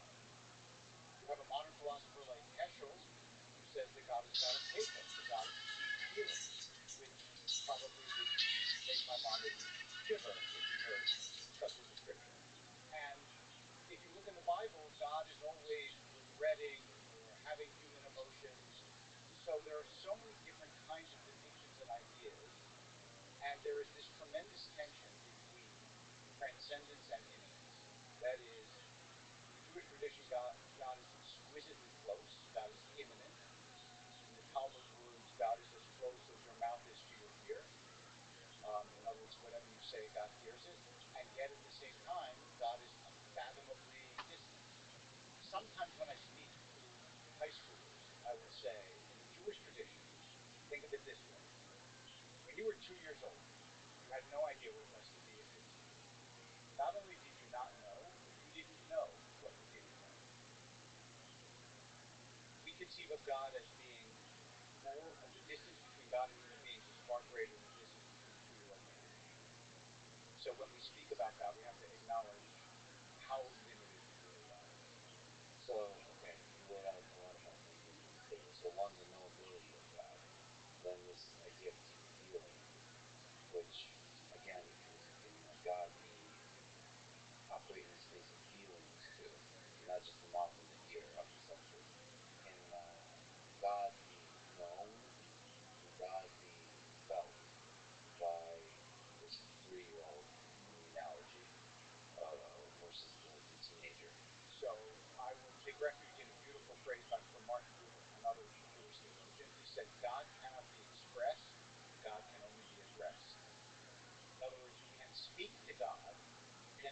sense of God, but can you begin to comprehend or know God?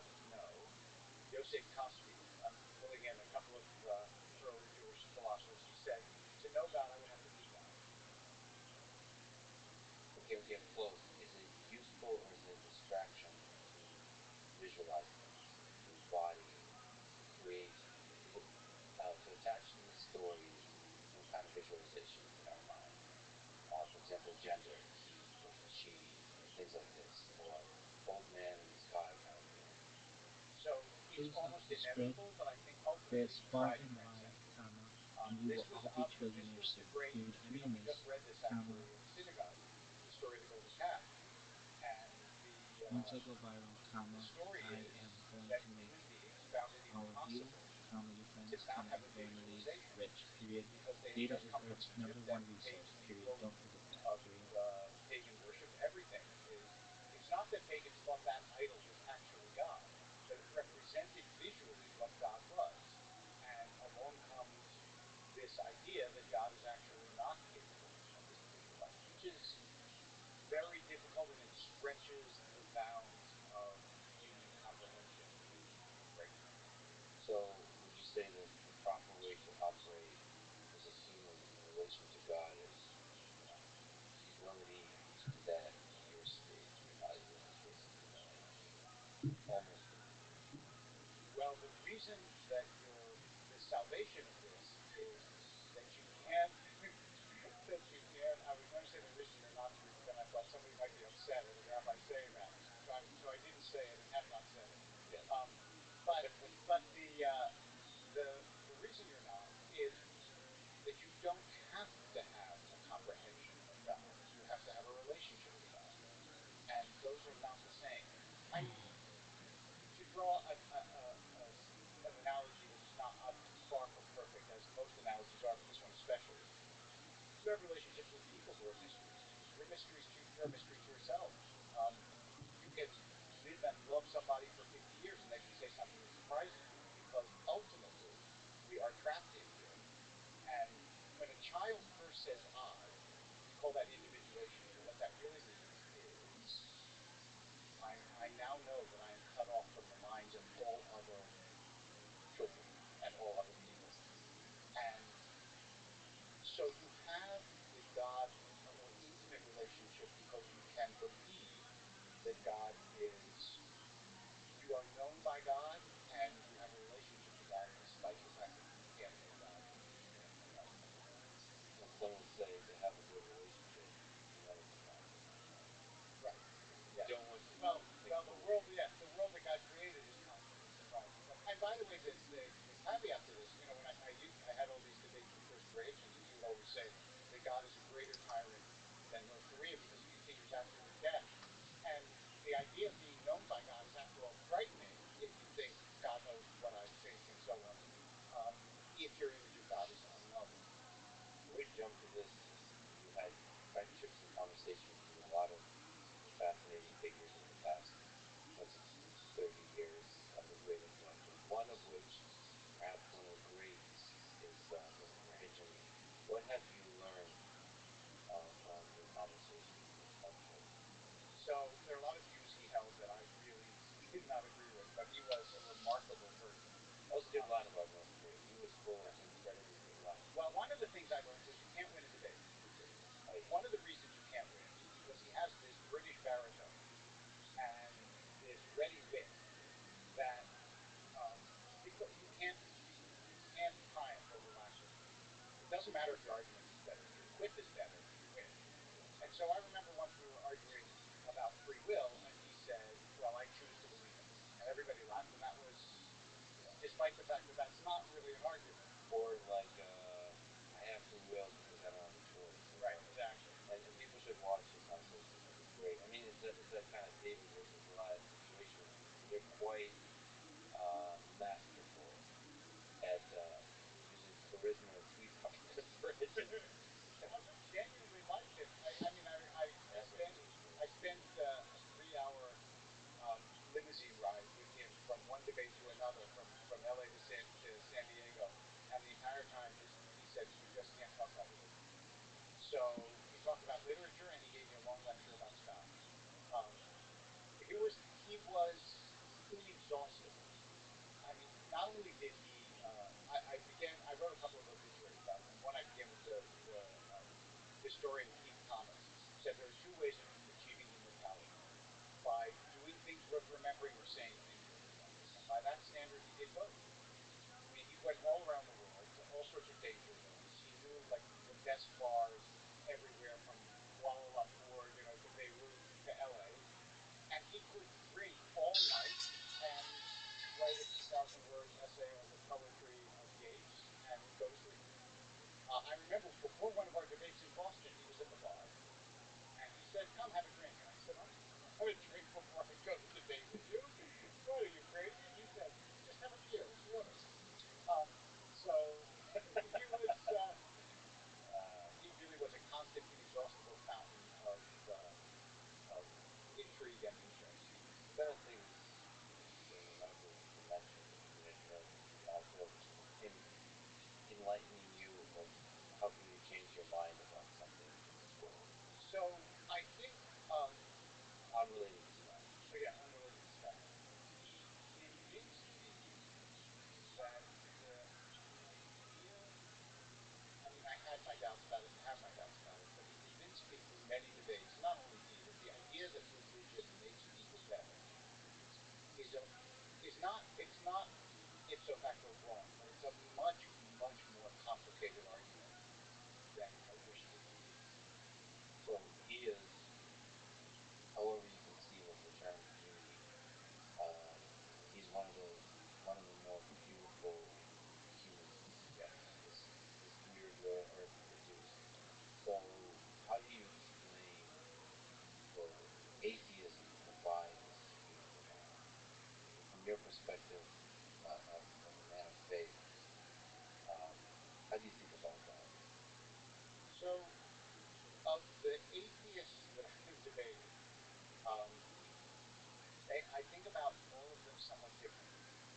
So, I think that in some deep way, for example, Sam Harris is a religious personality. I don't even think that he wouldn't like the word religious, but I don't even think that he would take issue with that. I think that he would say his is a purely material base of spirituality, but I mean his orientation towards meditation and appreciation of Buddhism. There's something deeply seeking spiritual about him. Um, with Hitchens, I honestly, and I know that some of his fans will really not like this. It's not that he was any kind of closet believer, certainly not at all. But I almost feel as though he was less a passionate arguer against religion than he was, first of all, extremely upset by the forms that religion took in this world. And then once he trained his intellectual powers sort of on a target, he had so much fun inventing new arguments and attacking it that I really believe he gets carried away sometimes by his own eloquence and intellectual range. So, for example, the idea that you would call a book that religion poisons everything. I think he did that deliberately, provocatively, so that he could defend a proposition that obviously is indefensible, that it poisons everything. Um, so I don't know. I think he had tremendous drudgery. That's what sums him up. This guy loved life in all of its manifestations, and and arguing against something that someone else believed was one of his greatest joys. Yeah, and of course the practical aspect of that, he just saw the powerful and he challenged them to do that. Absolutely. And you could argue perhaps that humor is the highest form that humanity can achieve. But sometimes maybe us little humans take things a little too seriously, and sometimes we need to just laugh at it all, laugh at ourselves, and that's probably the purest form of wisdom.